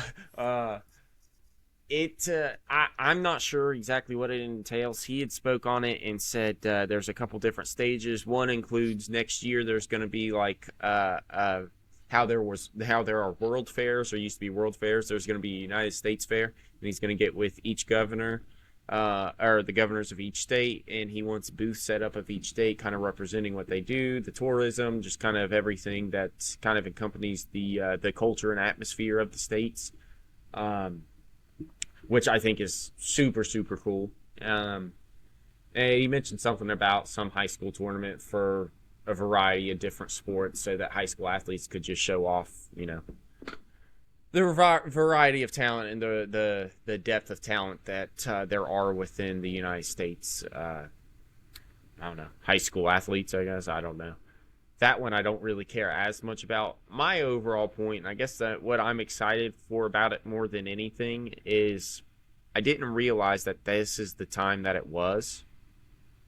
And so to thinking on it now, I find it very cool that I am going to be 28 years old and get to experience America's 250th birthday, and I'm going to do everything I can just to make sure that just to be present at some sort of celebration, just because I feel like that really is a momentous occasion, and I think it'll be a momentous occasion. And I started thinking ahead, and I was like, man, 50 years from now, if I'm at all lucky and we're living, we'll be 78 at that point.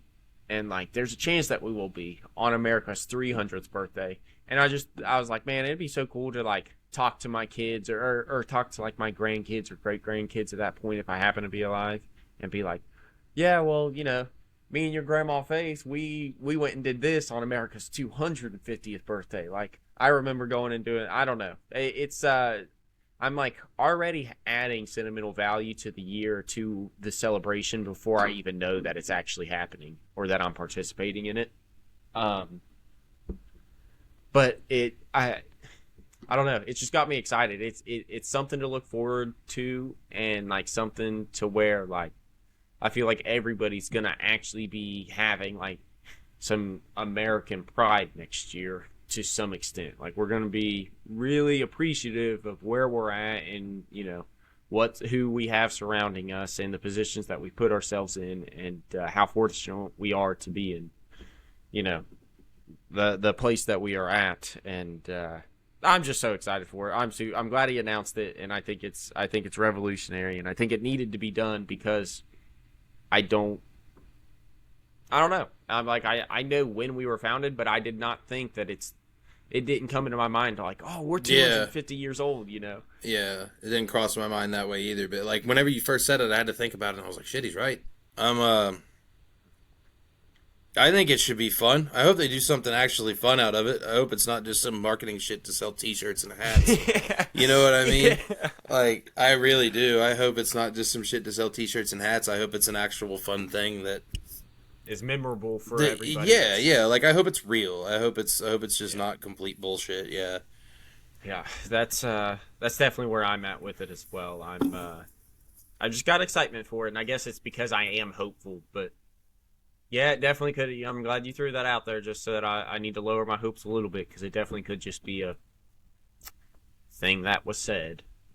So yeah, we'll find out. I don't know. I'm hoping so. I'm hoping it's actually something cool. Well, if so, I mean, I definitely, if I go or participate in any of the celebrations during it, I'll talk about it on that next week's podcast. Yeah, a good recap of it. Hell yeah. Now, speaking of next week's, do you want to talk about what we're going to do? I think we talked about it after the recording went off the air. Or should we leave it a surprise, or should we air it out here? I'm going to be honest, I don't know if anybody listens right now, so I don't think it'll matter. I think it's more or less just us talking it out, and we can formulate it now. So that helps there out. You go. So hopefully somebody will stumble across it. Yeah, the bracket. Big fan of the bracket, dude. That was your idea. It's very similar to the shit that we've already been doing. The lists and such, which I do not have one of this week, but it's it's kind of a list that where the list participants compete with each other, I'm guessing. Yeah. And it's I guess I'm not going to say what we're going to do, but I think it's a good idea. Yeah. It's the plan for anybody that does listen is to have it just be a long-term, just little running skit that we do that lasts about 2 minutes a piece per whatever podcast we do it on. But it's just, we're giving our opinions on, whatever the topic of that bracket may be. It's going to be a full Sweet 16 format, basically, on anything from genres of movies and television shows to types of TV characters. It could be models of cars. It could be favorite. It could literally be anything. Restaurants, fast food chains, top menu. We're just gonna do it as they come, as we think of them. But it's along those lines of just, I don't know, our opinions and seeing out who we think wins. And our overall hope is that anybody that listens to this or may happen to catch those little clips on Instagram or other social media sites kind of comments and lets us know what your opinions are on, because you may be thinking of some stuff that we just don't, because there are so many, there's such an influx of everything that our thoughts and our choices on specific things can be narrow-minded, even if we do think highly of other choices. So definitely want to have everybody's input on it, or that was kind of my goal, was to get everybody's input on it. And I think, like, even if we don't know anything about it, even if neither of us know anything about it, I think we'll still do it. You know what I mean? Yeah. Like, as long as the suggestion isn't too fucking stupid. Yep. As long as it isn't completely just mindless and dumb. But yeah, even if it's something that we know nothing about, I will gladly look into it for the sake of for the sake of the bracket. Yeah, just conversations. That's all I want. I want good honest conversation. Heck, that's somebody else's input. That's cool. I think I do have a little list for us. Okay. I do. I came up with one on the fly, and I know that I can think of enough to fill this, and I would think that you probably could too, because I know you grew up with me essentially for a good, chunk of it. Like whenever we were middle school and up, like we hung out a good bit. And you also have brothers and stuff. Played a lot of sports video games over the years. So I think we each got to go 5 of your favorite, just whether it be because they're a cheat code or whether it be because they were your favorite to play as or just whatever reason. Your 5 video game athletes of all time. From any your 5 video game athletes just from any video game, any year, any whatever. Just anything you can think of. Madden, NBA. Dude, you don't even have to go NBA 2K. You can go old NBA Live if you want to. Dude. Okay, that's not. I thought you were gonna go with some top video game, sports video games. No, top video game athletes like. This is harder because, well, first off, it limits it down because there are a lot of games such as like the NASCAR Heat games are some of my favorite sports games. The players don't really matter, you know what I mean? So, there are no cheat codes with your players. That's a good question, dude. I will kick it off with just a general 2012, 2013 LeBron. Yep. On the old Heat LeBron, yeah. He was on that, literally any video game. He's great. He was on all because they have the all-time teams now too. So that era LeBron is also on those games. And then, of course, whenever those games were out, and at the time it was current day LeBron, he was unbeatable. Yeah, yeah, that one. I figured that would be on your list for sure. Yeah. I've got one that's a little bit off the wall. I gotta actually make sure I remember his name correctly. Okay. It's not a difficult name to remember. It's actually such an average name that it feels like I might be thinking of somebody else. While you look him up, I'm grabbing a drink. Keep talking. All right. But, yeah, okay. There he is. I don't know exactly what game I'm thinking of. It was probably... let me look at his career. So it was probably 2K12, 2K13, 2K14, that timeline. Josh Smith from the Atlanta Hawks. Hawks? Yep, that's from the Atlanta Hawks, and then eventually went to the Detroit Pistons. I remember playing back in the day with like you and Ty and Kevin on some of those 2K games and playing as the Hawks. And you could just, for whatever reason, you could give the ball to Josh Smith and you could just drive and he would shit all over everybody. Dude, that is so funny. Josh Smith. That's a good one because I don't think many people would have thought about that or remembered him. No. I just remember just kicking ass on 2K with Josh Smith for no reason. I don't remember anything about this dude other than when you said his name, Atlanta Hawks popped in my head. Yep. I don't know shit about him on the Pistons. So that's awesome though. That's great. And if you remember him specifically and he's one of your ones that comes to mind, then yeah, that really shows the impact that dude had on. He's like if I were to make a list, he's like, I mean, we are making a list, I guess, but if we were to list it from like my favorites, he's top 2. Yeah, like I don't know if he's number 1. He might be. He makes a good argument for number 1, but he's definitely top 2. Like that's why I mentioned him first because I was like, man, he's just the first one that comes to mind when I think of guys that I would just for whatever reason just kick ass on video games with. Josh Smith from the Hawks was one of them. Yeah, especially I think it was the year they did really good where the whole team made the starting lineup. I think he was on that team, right? No, I think he was gone by then. I just, man, I'm gonna now by the end of this list, on my end of my 5, I'm gonna think of of somebody that was lethal but not known, because now. So my next one is 2017. So I guess it would be Madden 18. Antonio Brown. Yeah, Or he was on the cover of that one, I believe. I think is that Yeah. one, or he was on 17. It was one of those. But that AB, man, get Ben Roethlisberger with him, and then you still have Le'Veon Bell. Like, literally a cheat code. It was incredible. Just straightforward and just to the point. It's just touchdowns every day, completions. I'm going to shift over to Madden too. I originally had a different pick, but with what you said, it sparked my memory of something else, dude. Madden 09, Willie Parker. It was I don't remember that. It was a very specific memory for me because it was the first Madden game that I owned myself. My brother had a lot of them that I would play here and there. That was around the time I started actually playing football. So I started playing football video games. And I just remember playing as the Steelers, and it would just be like outside handoffs or pitches to Willie Parker, and he was just so goddamn fast.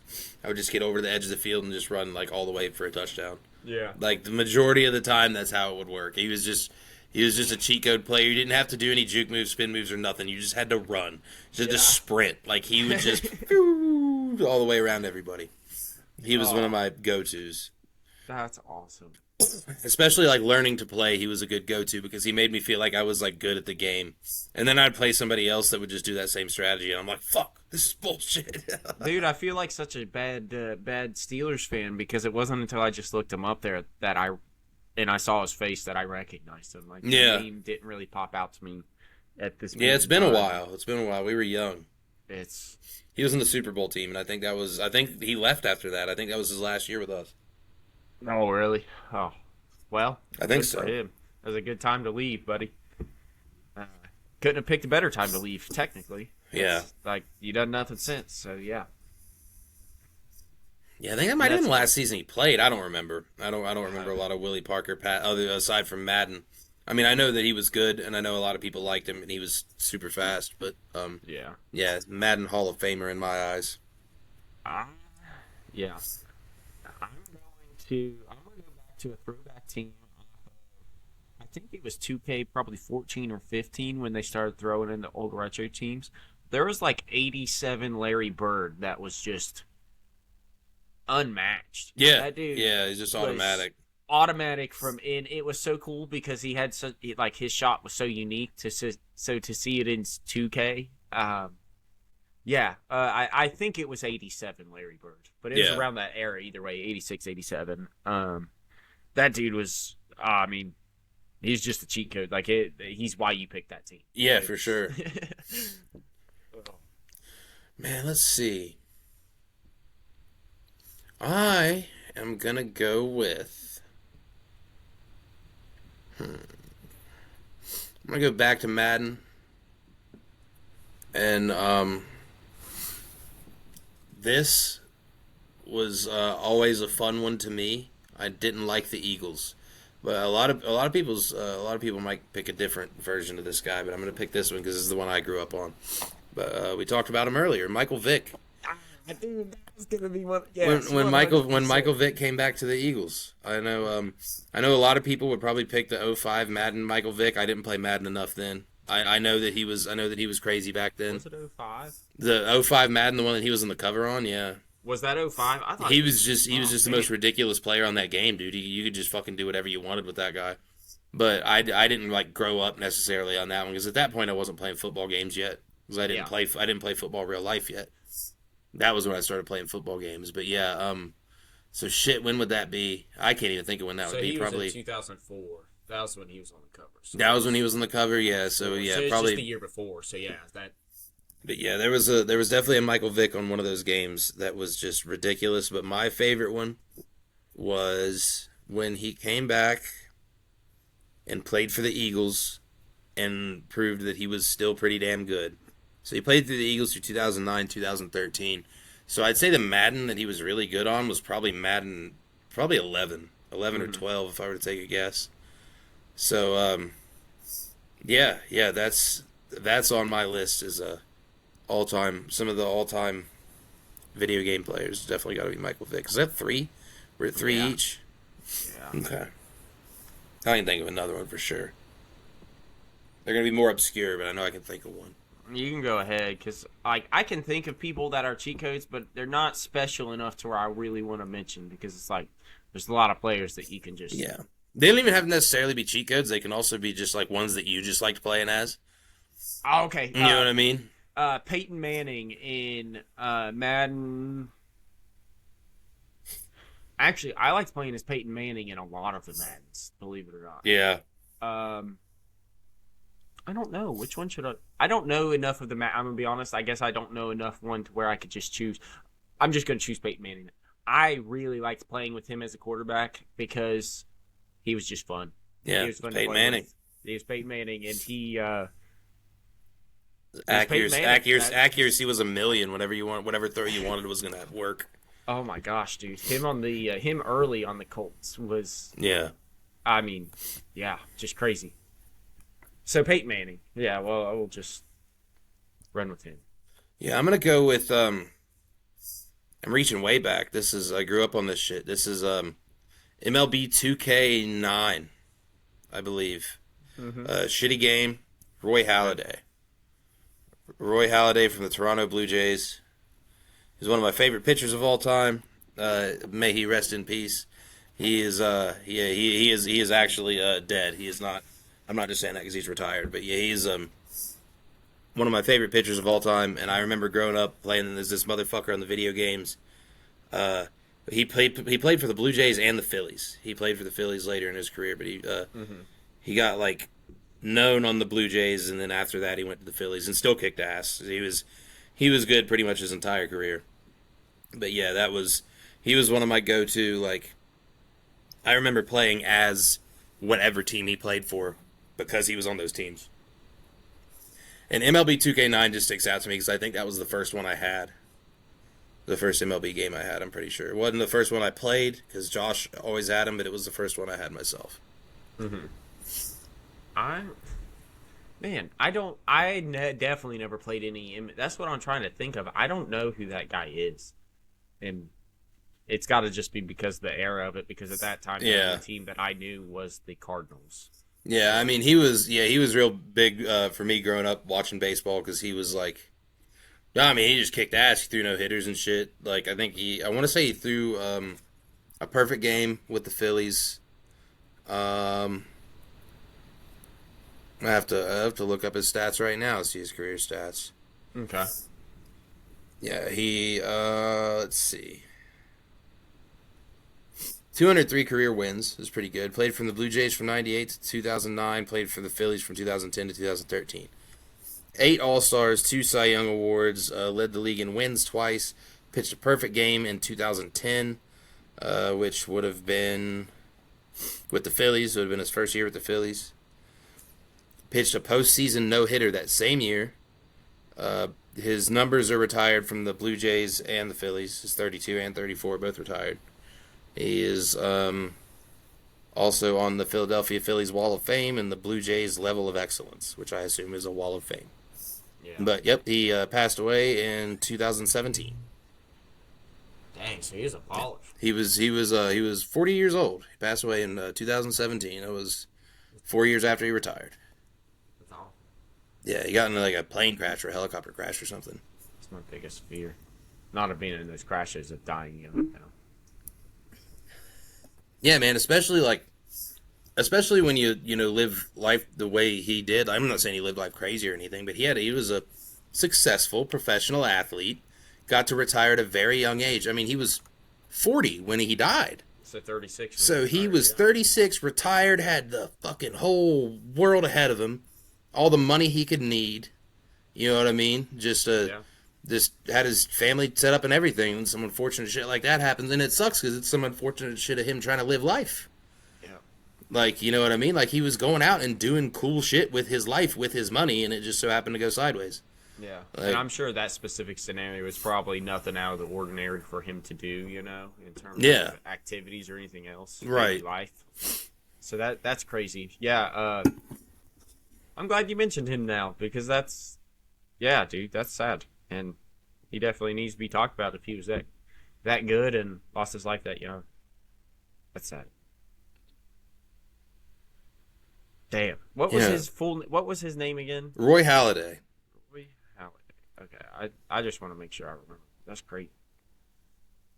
Holy shit. Okay, well, my last person.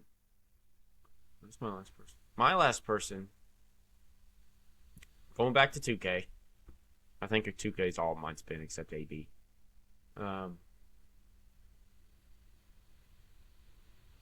Kobe Bryant. 2010. 2009, 2K10. 2009. Or is it 2008 and 2K? Whichever one he was on the cover early. I don't know if that was 9 or 10 or 11.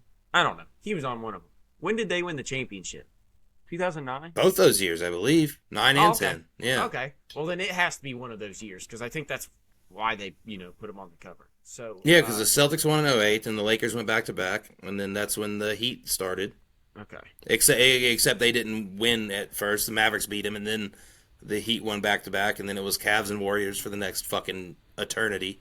Yeah. The next young children's life. Yeah. Yeah, so probably 09 or 010 2K or 2K10.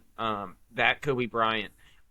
I didn't play as him a lot, but I wasn't a fan of the Lakers. I was a Heat and Cavs fan at that time, as I still am. And I remember always playing with my cousin Jordan over in Dodgers County and my cousin TJ, and they are all Kobe Bryant and Lakers fans. So yeah. They were constantly playing with him, and he was just I would put him on. There was a version of Madden where Aaron Rodgers was also like pretty pristine, pretty good. I remember them always tearing me up with Aaron Rodgers at a point in Madden too. Yeah. But I think it was 2K10. I'm gonna say Kobe Bryant in 2K10 was just lethal, bro. He was just automatic. But he's been on it a lot, so I'm sure he's been better in other games. But I remember that one because I was so young. Is that your last one? That was 5 for you, right? 5 for me. Yeah, all right. My last one, man. I got a lot of them. I don't know who I want to throw in the list. You know what? I got one. Let's see. Shit. No. I'm going to go with... I wanted to go with the game I was playing right now, but I'm not going to because he just doesn't go on my all-time list. He does in terms of favorite athletes, but not on favorite video game athletes. He hasn't done enough for me on this video game yet. So I'm going to go with another baseball guy. The game doesn't really matter. Whichever game that he appeared on that I played, so anything from like 2008, 2009, through the rest of his career, whether it be 2K or the show, Tim Wakefield from the Boston Red Sox. Oh, okay. I don't know who that is. I was not expecting that. He's an old knuckleballer. Through the old knuckleball, did it pretty well, made a whole career out of it. He has also passed away more recently. Yeah, he passed away 2 years ago at the age of 57. He had 200 career wins. Not a ton of accolades, but he's got some of the most important accolades. So he's got 1 All-Star appearance. He's got 2 World Series championships. That's awesome. Won the World Series twice with the Boston Red Sox. He had 200 career wins, over 2,000 career strikeouts, and he threw a fucking knuckleball. It's the coolest shit ever. Yeah. You know what I mean? It's a video game pitch. It doesn't look real. Like, if you see one in real life, you're like, what the fuck was that? Yeah. Yeah, it's a video game pitch. And I always loved playing as him on the video games, especially against people. Because, if I'd play against Josh or whatever, and he'd see me pick Tim Wakefield, didn't matter what stage of his career he was in, didn't matter what his overall was, Josh was just like, fuck! He knew. Yeah, because knuckleballs are so hard to hit on video games or just in general. Yeah. Knuckleballs are fucking... Now, if you hit them hard. But they're just hard to hit. They're just so fucking much slower. Like that. I mean, for many reasons they're hard to hit, but they're just so much slower than what major league players used to seeing. And on top of that, you don't know what it's going to do. Like your best bet is to hope your pitcher's knuckleball just ain't working that day, or the wind's shitty or something, and he just walks a bunch of people. Because it's so hard to get on top of. It's funny you mentioned that. I just saw that there was I think it was a college kid, or maybe it was a minor league team's new draft pick, but he had an 87 mile an hour knuckleball. And And they did it over like 10 times, and he increased from 82 to like 88, but I think his average was 87. I'm assuming that's good, but I don't know. That's pretty fucking crazy. This guy was throwing in like the 60s probably.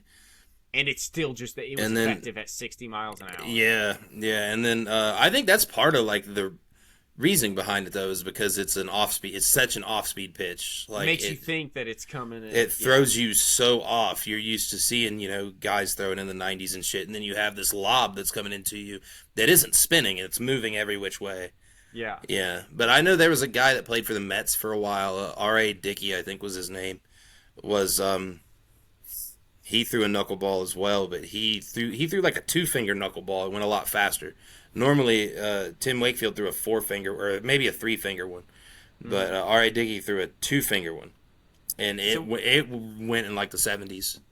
So in terms of, what is the overall? So like, how is the process of a knuckleball actually come out of the hand? What makes it do what it does comparative to other pitches? Now, I'm no expert on it, but what I was always told on throwing it was that the ideal knuckleball, every piece of the ball leaves the hand at the same time. So like when you're grabbing it right here, and when you throw it, it's leaving your palm and your fingertips at the same time, so it has no spin to it. It's a really big timing thing. It's a grip thing and a timing thing, and it's fucking really hard to do. I've tried to throw a million just dicking around, and I could very rarely get a good one. Maybe towards like in my senior year, like throwing in warm-ups, and that was probably the best I was at baseball, which was still not good. I would just dick around throwing one in warm-ups every now and then, and I probably only get like 1 or 2 that were halfway decent. And if I was pitching, they wouldn't have come anywhere near the plate. Like, I'm just throwing to a guy that's, 15, 20 feet away from me, you know what I mean? Yeah. And I'm lobbing it, and I'm doing, like, just my normal throwing motion. I'm not doing, like, a pitching motion. I wasn't a pitcher anyway, but, yeah, like, it's a tough thing to do well. Yeah. Like, I guess it's not hard to throw a ball that knuckles. It is fucking hard to be a successful knuckleball pitcher. Yeah. I appreciate that insight there. I feel like there's a lot, like, I mean, I'm knowledgeable on baseball, but I don't know the details of it. And I feel like there's a lot of people that don't understand how a knuckleball operates, and so that gives us a little bit more insight there. And definitely does, at least to my common mind, increase the difficulty of it for the pitchers to do, understanding what it is exactly that they are doing with that ball. Yeah, it's tough, and the bad thing about it is it has no specific break because it's not spinning. Like you throw a curveball, you know what it's supposed to do. You throw a slider, you know what it's supposed to do. This thing, it's not supposed to do anything. It's supposed to do whatever the fuck it wants to do. You know what I mean? Whatever gravity and the wind feels that day. So is the point of the knuckles being placed over it is to make sure that it is at the same distance as your palm is, so that there is no extra length or extra force coming off over top on your fingers? Like, is it so that... I think so, because like whenever you throw it, like you almost kind of put it like you Yep. I was always told to flick your, like, whenever you're letting go of it, to like let out. I don't know if that's right. Like, I wasn't taught by professionals or anything. Yeah. That's really interesting. That's awesome. That's a cool little tip. I want to watch some actual videos on it now and give you a better rundown next week. If I remember, I'll do that. There we go. That'd be good. Yeah. Well, good list there, man. That was a good solid list. I don't think anybody can dispute with any of ours if they play the games, because we both play the games pretty seriously, so we know what we're talking about, at least on this list for sure. So I'm confident in our choices on that one right there. Yeah. Do you have a review for this week, man? I do. Anything you want to talk about? I do. It's short, sweet, and to the point. Sweet. So I like horror movies. They're all right. I like laughing at them. I like making fun of them. Some of them are silly. People have heard us talk about horror movies quite a bit. We've always talked about making a short horror flick, a little goofy type thing, which I think would be fun. I watched Terrifier 3 last weekend. I watched Terrifier 1 around Halloween time. I watched Terrifier 2 a few weeks ago, maybe 2, 3, 4 weeks ago. And I watched Terrifier 3 over the weekend in some of my downtime at my mom's house. And I didn't like it. I thought it was stupid. I thought it was rushed. I think all of them are a little bit stupid, but that's why I like them. But the second one has been by far the hands down the best. The second one, like, actually tries to explain what's going on a little bit, which I like a good story in a movie. You know, even if it's a horror movie and the objective is a bunch of people getting murdered, I still like a good backstory. I want to know why everything's happening the way it is. The first movie didn't really touch on that, which is fine. It was the first movie, you know. The second movie did touch on that. And then I go into watching the third one, and I'm thinking to myself, oh, we're going to get a lot more explanation in this third one. And I was wrong. It didn't really. You know, if you're watching a movie looking for people to get brutally murdered, then Terrifier 3 is still good. But I think it's not as good as 2. I'm still going to watch 4 when it comes out. It comes out next year. I plan on watching it in the theater. You know, I'm still going to watch it because I think it's supposed to be the last one. And hopefully they'll tie up the loose ends so I can make some sense out of the story. Even though that's not necessarily always the objective of horror movies. I still want to do it anyway. I'm still holding out hope. Yeah. But yeah, it just felt kind of rushed, man. Like, a lot of the important people in the movie got killed, like, off screen. Which, in a horror movie that's about, like, brutally murdering people, it's like, why the fuck are you killing all these people off screen? Yeah. Like, they showed the gory aftermath and shit, but I'm like, no, like, some of these people are actual main fucking characters. Like, how do you kill main characters off screen? Multiple, not just one. Like, how do you kill multiple main characters off screen? They still killed plenty of people in that movie, but they were just, like, who gives a fuck people? You know what I mean? Like, the main characters in that movie that died, I don't think one of them died on screen. Maybe one of them. But it just kind of disappointed me because it felt like the ending was rushed. It didn't feel like the movie was rushed, but it felt like the ending was rushed. It felt like we were like, oh fuck, the runtime in this thing's like way too much. We don't have enough time to kill all these people on screen, so let's cut straight to this. Like, this bitch wakes up in the middle. I hate to spoil it, but I guess it's old enough now to where if you haven't seen it, you probably just don't want to or whatever. But yeah, it's like, the last scene starts with, like, the actual main character waking up in the middle of the night, and she goes downstairs, and, like, the fucking, you know, the main villain of the movie is down there, and, like, everybody's already dead. And you're like, what? Like, wait. Did I miss some? Yeah, like, what the fuck happened? Like, was I sleeping too? Was I sleeping whenever this lady was sleeping and I missed all these murders in this horror movie of these important characters? Creates more questions than the answers that it gave. Like, they kind of just use it as a dramatic way to reveal, like, who they did and didn't kill, but it was like, damn, you could have just killed, like, 1 or 2 of them on screen. Yeah. Especially Especially the important ones, you know what I mean? Like, it's kind of part of the horror movie. Not all the characters are going to make it out. Like, they didn't hold back in the first couple movies. Both the main characters of the first movie got fucking brutally murdered. Mm-hmm. You know what I mean? So was the whole movie just kind of made to be made? It almost kind of felt that way. I mean, it was like a continuation of the shit they established in the second movie without building onto it, I guess. So, like, it failed as a predecessor then, as an extended movie. Like, the only thing it did for me is, well, I want to watch the fourth one because hopefully they explain a couple more things. You know? Yeah, that's frustrating. That's going to be one of those things that if I watch the fourth one and I still don't, like, know a couple more things, I'm going to be like, dude, what the fuck? Yeah. You know, because... And the reason that I say shit like that or say that about this movie is because this movie's not just, like... It's not just some crazy dude that's killing people. Like, there's shit that's going on in this movie that's, like... Well, I guess without spoiling it, it's shit that I think should be explained. You know what I mean? Like, some of it's, like, supernatural. It's like, some of it's, like, supernatural shit that's happening for no reason because they don't explain why it's happening. Like, they touch on it. They, like, some of the characters say what they think their ideas are on what's happening and why it's happening. But they don't confirm fucking anything. Like, I don't want to go into it too bad and spoil the movie for anybody that does want to watch it, but yeah, it's spoil the series for anybody that wants to watch it. But the first one's good. It's a good start to a horror series. The second one's really fucking good. I liked it. The third one, it's not bad, but it's just like, okay, what'd you do that for?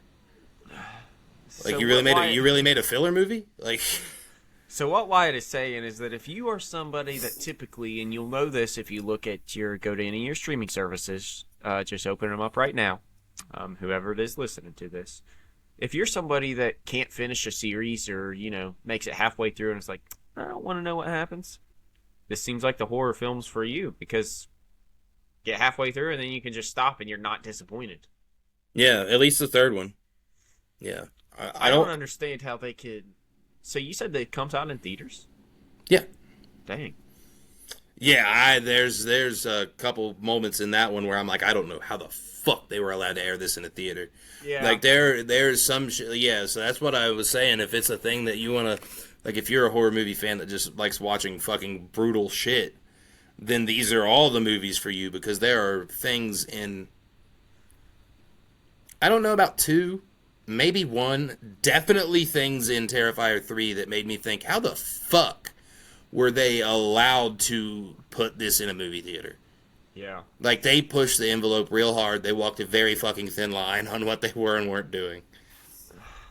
Like, there was one scene, I guess I can say this without spoiling too much, but there was one scene where the dude, Art the Clown dressed up, that's the main, dude that's fucking killing all these people throughout these movies. He dressed up as Santa Claus, and he had a big bag of presents. And one of the presents was a bomb, and he blew up a fucking mall full of kids. Yeah, it was just like this. It was just the kids opened their presents, and a bunch of them were toys. And this little boy's like, "Oh, what? I wonder what I got." And he rips the paper off, and then he fucking lifts the lid off of the box, and you just see boom, and you don't see anything else. It cuts to. I'm pretty sure it cuts to a different scene. So that's how they get away with it, is because they don't actually show They this don't kid. explain, yeah. They don't show this kid getting blown up, but this kid got blown up, and so did a bunch of other kids. Yeah, obviously insinuated that they that's what happened. That's crazy. I'm not a big fan of horror movies, but that makes me want to watch at least the third one just to see what they got away with. Yeah. There were a couple things in there where I was like, dude. And there's some that I understand how they got away with them, but I saw them and I'm still like, oh. Yeah, didn't he? Oh. It generated that reaction. It was that reaction. There was 1 or 2 points, because Jocelyn watched it with me. There were 1 or 2 points in the movie where neither of us could look at the screen. Oh gosh. Yeah, it was pretty gnarly. It was bad. Yeah. That's funny. What do you watch these on? Number 1 and 2, I believe, are both on Peacock. Oh, okay. Number 3, I rented on Prime. It's like $4 or $5. Okay, just to watch that third one, just to try to be caught up. That makes sense. I hate that it's the only one I paid for, because after watching the 3 of them, it's the last fucking one I would have paid for. Yeah, it's funny that that's the one that you have to rent. Yeah, it's just because it's so new. I think it came out last year. Oh, okay. Yeah. Okay. I think it came out around Halloween. That's why I started watching the first one around Halloween, because I wanted to watch all 3 of them. And then I found out that there was nowhere streaming the third one for free yet. Well, cool. Yeah, I may watch it now just because you piqued my interest from talking about it, more because it seems like a non-traditional horror movie than anything. But I'm not really into that stuff. Yeah. My review is also a movie for this week this one I do want people to watch. I highly recommend it for everybody. The Greatest Beer Run Ever. It is an Apple movie. It has Zac Efron in it. I think came out in 2021. It's based on a real life story of a individual from somewhere within the Bronx of New York. All of his friends got drafted over to war, and without giving everything away, he's like, you know what, I'm gonna go visit my buddies. I'm gonna bring up their spirits with some beer. So he literally packed a huge duffel bag full of beer and just basically hitchhiked his way across the ocean on different boats and with different people, and visited the entire stretch of Vietnam. He visited so many of his friends, but he actually got to deliver, and it was the story of what he went through and everything. And I went in through it with the perception of it being like a dumb comedy, kind of paying homage to the story of it. Zac Efron did not let that role in any way slip or like, you know, discredit the man that he was playing. Yeah. It was so good, dude. It was not at all what I was expecting. There was a lot of it was mostly humility. It was mostly life lessons. It was mostly him learning like how naive he was and how lucky he is to just like for certain scenarios to be happening when it was just such a cool perceptional type of movie, and it really it influenced both the ideals of Americans pre-Vietnam, you know, the ones that did not experience Vietnam specifically, and then the ideals of them after coming home and seeing what they had seen, and kind of changing the perception of, does our government really care for us? It just raised a lot of questions, and it was just so good. Like, I don't want to give it away because it's a new movie, and I think people could watch it, and I think Apple TV will end up releasing it for other people because it was good.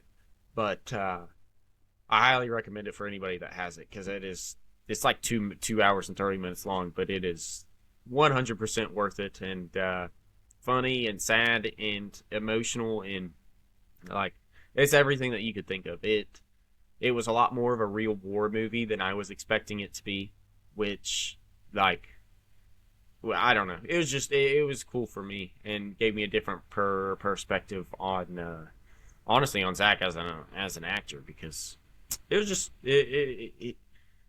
I want to go into it, but I don't want to go into it because I want to give you my stuff so you watch it, because I think it's something that you would also really like, just because it's, like, it's all centered around the thing of just friendship and love for each other, and it's just sick. It's cool to then realize afterwards that there was a real person that got on a boat with a thing of beer and literally just walked and rode across Vietnam to various points in war, and just was having warm beers with a bunch of his friends that he went to high school with. Like, yeah, that's cool as fuck.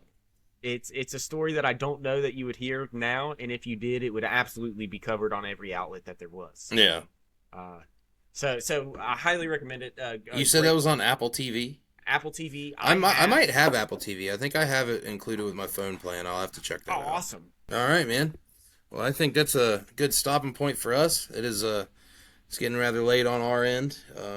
Covered all of our bases, and I think it's a good time to wrap this up. If you got any closing thoughts, I'm going to sprinkle a couple in.